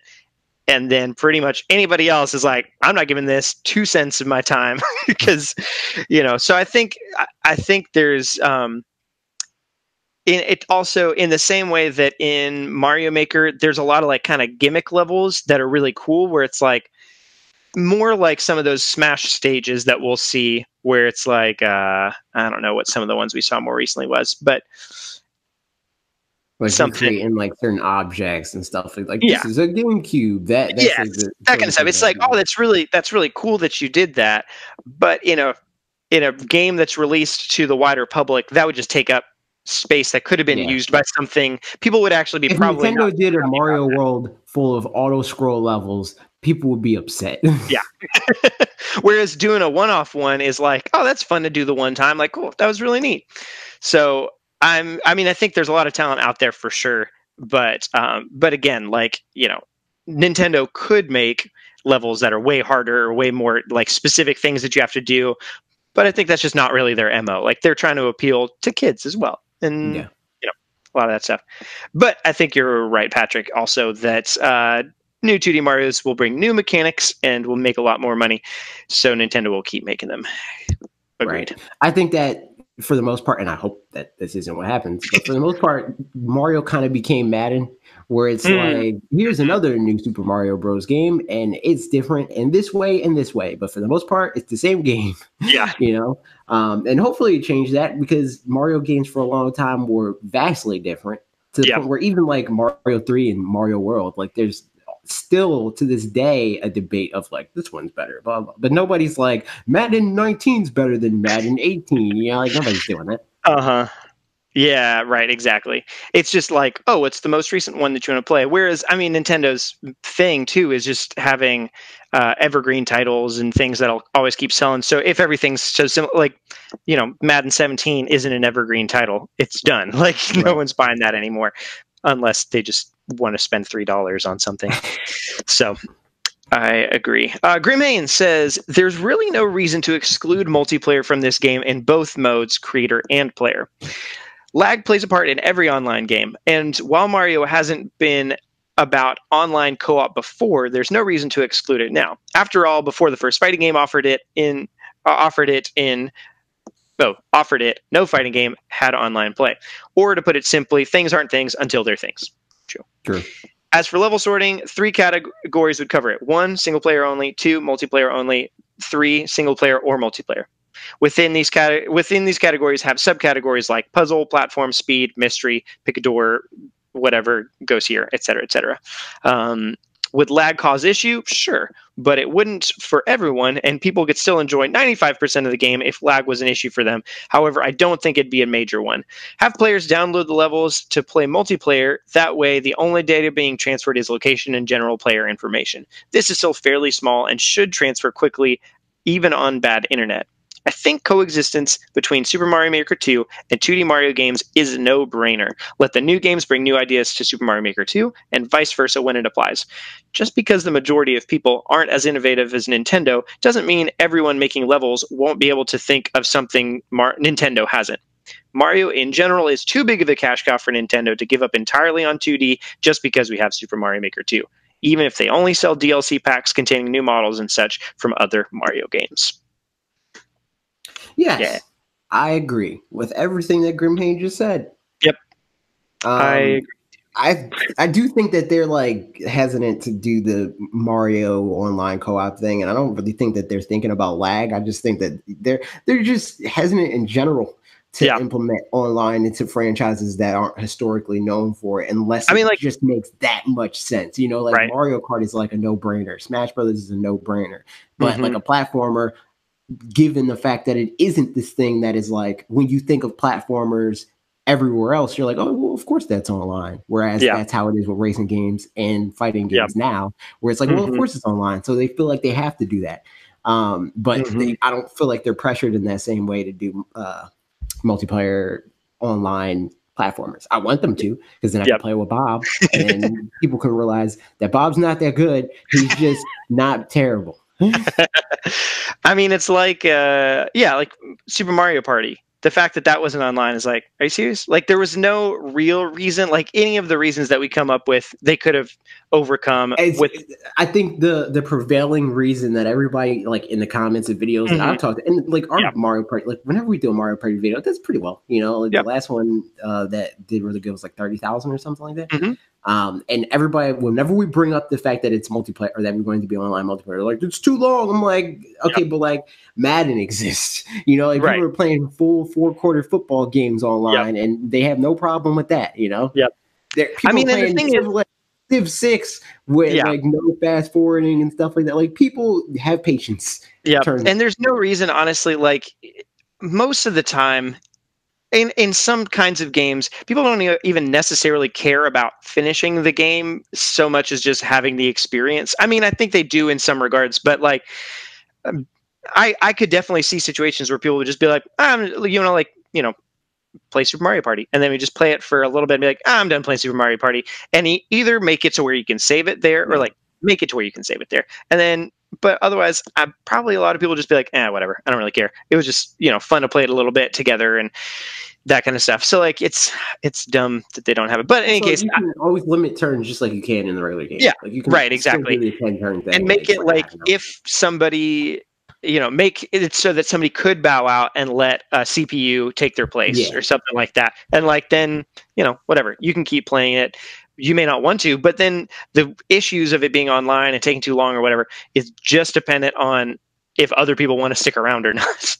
Right. So, yeah, I think the main point is to agree with you that like the only reason they wouldn't do this stuff is probably more because they have it and don't really see it as having to coincide just based on, what it is. Right. So that stuff. But yeah, all that stuff that you said, Grim, I agree. I mean, and a lot of that is, I do think like this should hopefully push. I don't think we will see another Super Mario Bros. Or 2D Mario game come out that's in the new Super Mario Bros. Style, like a standalone game in that style. I hope not. I think it's going to be something different if it is, and they realize that. The fact that they included 3D World into Super Mario Maker 2 points to that even more for me. That they're like, yeah, we need like new stuff, and keep changing it up or whatever. So we'll see what happens there, but it would be cool. We'll see. So moving along. Daybreak Zero says, as if this was based on the thumbnail, as if the Luigi just gave you the look reference in the preview image wasn't already convincing, and he's saying it was, based on what those who held out in the depths of the Wii U hell managed to do with the first edition. I myself would not be surprised if this would be set in that direction as a result, whether indirectly or not. Yeah. And I killed that thumbnail, dude. It was good. I remember we talked about your thumbnail and idea. And I mean, I do this sometimes. Like a lot of times I'll ask like Logan and you for thumbnail ideas, and I just try to stick to that. But then other times I have this realization where I'm like, wait, we're stupid and I have way better ideas. And I was like, I'm going to do this. And it just worked, Yep. I mean, I think too, it's one of those things where like the initial title that I was thinking made sense with the thumbnail that I was thinking, but then as soon as we changed the title, the thumbnail was like, it kind of works. But then I think the one that you made worked a lot better. So yeah, man. It was good. But yeah, to the main point. So based on what those who held out in the depths of the Wii U managed to do with the first edition, I wouldn't be surprised if this would be set in that direction, as whether intentionally or not. So, and I think probably in two senses, both in the sense of just like the sales in general, that like it, the fact that the people that bought it like loved it so much, now it's going to do that much better because it's on an actual good performing console. But then also with I don't know if he was talking at all about like streamers and that kind of stuff and how that's a huge deal, but that's a huge deal. And is it going to like echo Mario Kart 8 in the sense that like on Wii U, it sold 8 million copies. Right. And now it's at like, what, 16, 17? 16.69 million, something like that. Yeah. Yeah. That's insane. So more than doubled it. Is that going to happen with Mario Maker now? Or even more because of the whole thing of like the zeitgeist of streamers and blah, blah, blah. And it is this thing of like my favorite Ross from Game Grumps just made a level. I want to play that. So I'm going to buy this game, Like, honestly, Mario Kart doesn't really have that. Right. Yeah, exactly. And honestly, Mario Kart 2, I really wish I would have played Mario Kart 8 Deluxe a lot more if it hadn't unlocked everying from the get-go. Like, because we've talked about how like I just don't play multiplayer stuff all that much. I love unlocking things. Don't even feed that idea. Don't even. So, but if I wish they'd given you the option, and like maybe for some people that would have been like dumb, like, well, if I'm given the option, if I want everything already unlocked, or if I want to unlock stuff, like obviously just press unlock everything.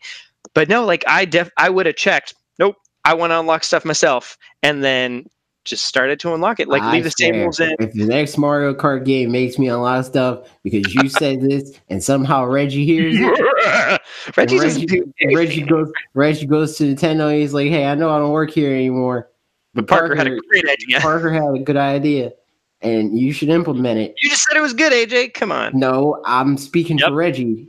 Yep. In this theoretical situation. Of him being like, "Hey, I like this idea. This Parker guy has it. I don't follow because he's not cool enough." Did I mention that I'm cool enough? This is me. Is that as Reggie or AJ? No, this is me. This is AJ. But anyway, if he does that, we're gonna have problems. Yeah, have an issue. I like unlocking things. I put a ton of time into Mario Kart. I don't have a problem. I don't have a problem with unlocking things, but like to the point where you artificially like bar off things just to unlock them is like. I mean, yeah, I know what you mean. I think honestly, what I don't care about the things that if they had flipped around what you did and didn't unlock in Mario Kart 8 Deluxe. Like the unlocking new cars and like those kinds of things. I like unlocking new cars, but based on the coins, like I just don't really care about collecting a bunch of coins. Because I mean, really, it's incentivizing playing more, which I get that.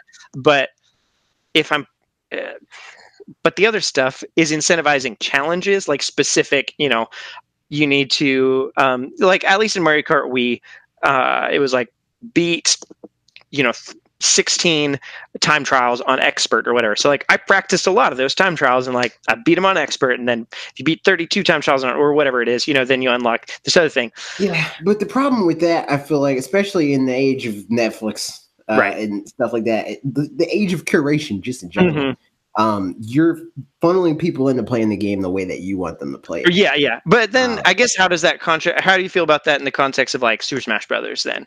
I would dislike that very much if the only way that like they're saying like, oh, you can only unlock this if you beat World of Light, where it's like Right, yeah. they have 6 different options for how to unlock everything for that very reason, and even that is still forcing you to play a certain way because you can't just play like online or whatever, right?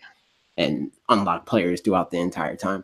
So I guess like, to it rephrase punishes the you question, for not playing the game the way that they want you to. right? Yeah, exactly. So do you feel like Smash, as it is right now, does a good job of No, I think unlocking? Smash Bros. Does a terrible job, and they need to just make the characters available from the get go. And then if they want to like gatekeep things for you to unlock, that's where the museum, like the history side of Smash Brothers comes in, where it's like unlock this trophy so you can learn about this game and like stuff like that. But the characters is kind of like it's like buying a car and then having people win a race to earn the parts to their car with a different car, where it's like I could, for all they know, I bought Smash Brothers just to play as Inkling. Yeah, right. So they're making me play as Mario or Samus or whoever to unlock the person that I bought the game for when I had no intent to play as that character ever, And it's like I just think that that's like an unnecessary way to like handle the game, where they could just give you the thing that you wanted from the jump. Even if it was like a thing of like a starter Pokemon sort of situation, I think that would even be better. If they were like, hey, you get to pick one character. Right. Pick the one that you want to unlock, or even pick your first 8 or whatever the case may be. But like forcing somebody to have this experience that you want them to have and play the game in this way for this long is just like, I like the thing you just mentioned about like picking your first couple or whatever. Because for me, it's again, part of it is that I just don't play multiplayer or online or whatever, just based on the way they play. So like honestly, if Smash happened, like World of Light wasn't great, it was fine or whatever. But if it didn't have World of Light and character unlocks weren't like if everything was unlocked from the beginning, mostly I would just have it on my Switch, just hanging out for whenever I'd have multiplayer, like local co-op party stuff, which isn't bad. I mean, that's great. Like that's part of what it's for. And that's what I used it for all throughout college with Brawl. But for me, like I managed to get a lot more out of it having this. But then, it seems like there should be a good way to kind of bridge that gap a bit more to where like everybody can get out what they want from it, whether that's more single player content or being able to do, like you said, like starting out with like, this is the stuff that I want out of this game from the beginning. Right. Interesting. Good stuff. And other good stuff is this last comment. And the question is, it was the same question as before, but Trevor Grover says, yes, easily. Nintendo can just release their own levels on the game, either for free or for a small fee. So this is whether Mario Maker would take over or would kill Super Mario, or 2D Mario, which I came to the consensus that it actually won't, and kind of more like Grimhane was saying, and like Patrick. I don't think it will. I think it could, and I think that it effectively will. Possibly, in the sense that like they prioritize that over the other Mario games, in the same way that they prioritize 2D Mario now over other Mario games, where it's like, we got to have this one. Like this is the one that we have to have available, and then once that's out on the shelves, then we'll make a 3D one and then go from there. I think that it has the potential to become the new cash cow in the sense that it sells better than 2D Mario, but 2D Mario won't necessarily like go away. Right. Yeah. I do wonder because Trevor mentions Nintendo can just release their own levels on the game, either for free or a small fee. I don't expect to see that happen personally. Yeah, we can't even get more boards on Super Mario Party. Just like, I don't know if they know that other people are creating a bunch of levels. I think what they'd more likely do is maybe if there's new mechanics, or like if they were going to have like paid DLC for it, it would be Super Mario Bros. 2 World or something like that, or like some other whole themes or something, or like Super Mario Land or whatever. But even then, you couldn't really do that because it's online. You're playing other people's created stuff, so like you just go play their Yeah, stuff. like Which what are they I gonna, get. So, also like what are they going to do? Are they going to do like the Joker situation where it's like you can't save replays because you don't have this character? Like, can you not save stages that right. have assets that you don't own? So I don't really see. I think they'll do free updates for sure. I think honestly, the Wii, Super Mario Maker 1 would have had a lot more free updates over time if it hadn't been on the Wii U, and like because they did some updates for a little bit, but apparently, at least from the community that I followed, it seems like they kind of just gave up on it at some point and were like, "Here you go, there's a patch, we're done," because they were working on probably this or whatever. But especially like once the Switch came out, they just kind of stopped doing anything with it at that point. Whereas now I expect they'll just keep doing updates to it and we'll just get more stuff. Yeah, they did a couple of updates for a lot actually, where it's like people were like, "We want checkpoints," and they're like, "Okay, cool. Here's checkpoints. We want doors. All right, here's doors." Yeah, like we want the P door thing or whatever, the red coins and all that crap. They just kept adding stuff. It is interesting also just in that, like how adding just one mechanic or something like that, like just adding just doors can infinitely expand like what's possible in that kind of content creation stuff, which is just so cool. Like that, at that point, that's great for them because they can just add just one thing and then like and then entire genres pop up. Yeah. Like completely focusing around this thing, like the Picador levels, which are terrible. And they are. So, but that's the end of the comments on my video. And now, last but not least, we got some Q&A. We don't have a whole lot of questions, but we'll talk about the ones that we do have. So thank you for asking them. And you can ask these on Discord, or AJ also asks stuff on YouTube. You also asked on Discord, but and so you can follow the community page and get stuff from there. So also you can like just tweet us questions. You can ask questions in the comments of these podcast episodes. On whatever platform. If it has comments, I don't know. There's too many podcast platforms. True. My knowledge. So here are some questions. Squansel says, "What happened to the Fanatics 4 website, and when can we expect more posts on it in the future?" That's a Justin question. I don't know. Because the website really just existed as this thing of like Justin being like, "Hey, I want to like do game stuff," and like we already have this like thing. So like, can we like combine in that way? And like I make these blog posts and stuff like that. We upload the videos and do all that stuff. So like if that's something that he's interested in doing, then it'll be there in that way. But if not, maybe down the road we'll do more like we'll just use it more for hosting, like in the event that YouTube blows up. But other than that, I don't know. I don't really have the bandwidth to like keep up that, and then also YouTube, and then also potentially another thing that I'm not going to talk about right now. You sure aren't. Nope. I won't even let you talk about it. Nope, not going to talk about it. But yeah, like it's just not really something that was a like ever really a focus for me. It was something that was cool to have as like this additive thing, and Justin was like, "Hey, let's do that." And I'm like, "Okay, cool, why not?" But if he's not able to do it, then which I mean, and he did ask. So I think any feedback that you guys have would also be good because he did ask on that same post, like, I don't know, what would you guys want to see on it at this point? Because I don't know how much interaction it was getting either throughout the time. So I think it's just a question of like, if it's something that a lot of people want, then it'll be more likely that stuff would happen with it. Whereas if there's like 2 people that want stuff from it, probably less likely, I would guess, because there's a lot of effort to put in. But we'll see. So good question. And then Falcon, this isn't even a question, but what's up, Falcon? Said, "Saddened by the lack of Friday 4 p.m. Eastern time content. Much sadness, just because it was Friday." And he was like, "I guess used to Tuesday, Wednesday, and Thursday stuff. But we don't have anything on Friday, Falcon. That's just the way it is." One of these days, maybe. Nice. Who knows? It's already weird, like trying to figure out like how to do what and when, as far as like scheduling, making things. Because like doing this other thing, I'm not going to talk about. It was weird because like I'm talking to this other entity of some sort. Maybe a person, maybe a company, maybe a combination of those things.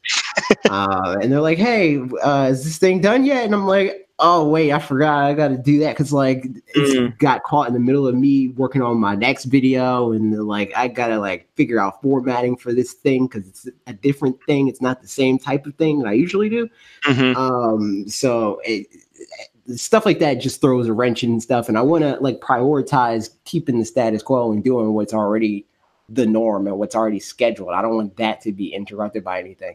So it's just a matter of like trying to like integrate all of that into what we're already doing without messing anything up. Which like even stuff like this, like being on camera with the podcast, that was a discussion for a long time because we know that like obviously it's more entertaining to watch something if you see faces than if you just see a static picture with the title of the episode or whatever. But bandwidth wise, it was just like, okay, but like, how do we figure that out? Like, does that change when we record this and how we record this and where we record this and all that stuff? So it's just a matter of like keeping up consistency while also adding more things. And if we figure out a way for scheduling to add another episode and do Monday, Tuesday, Wednesday, Thursday, Friday, you know, potentially throw a Saturday in there or something, then maybe we'll do that. But like that's only going to happen if like everything like there's like an equal reward for what we're putting into that, and if we're able to like do that, like keep that cadence up without having to like overextend. And keeping the quality consistent too, or it being, even if it's not the exact same thing, at least it's something that's it definitely wouldn't be. It wouldn't be able to be the same thing. But there we have like other show ideas and stuff that we've talked about that possibly happen. But who knows? Let us know if you want stuff like that by liking, commenting, subscribing, and telling your friends and all those stuff. And that just about does. I also put in the questions because we asked you guys if you wanted, you know, our faces on the podcast video stuff. And some of you said yes, and we did it, and here we are. Most people said yes. So there you go. So why not? And I mean, it was just like a thing for engagement because, like, it's an obvious answer. Right. People wanted that for a long time. Yeah. And I mean, anybody that said no, it's probably just like people like me that mostly listen to podcasts while driving. So it's like, well, it doesn't really affect me one way or another. Yeah. But I mean, I'm mostly the same way in terms of like, I don't watch podcasts. If I'm listening to a podcast, I'm listening to it in the background while I'm doing something else. Yeah. So it didn't really make a difference to me, but I'm not everyone, and I want to help people engage with this stuff in the way that they want to do it. So how can they do that, AJ? You can subscribe to the channel and ring the bell and leave a comment, share with your friends, tell everybody about it. And if you want us to be able to make more shows, more things like this, and maybe get that Friday video, consider becoming a channel member at youtube.com/Fanax4. That's been this episode, people. Let us know what you think about cameras and how they work, and if you like our faces on them. And fruit. Also fruit. Tell us that your favorite fruit is orange. Raspberry. Orange. Raspberry. Okay. Thank you. Goodbye. Goodbye.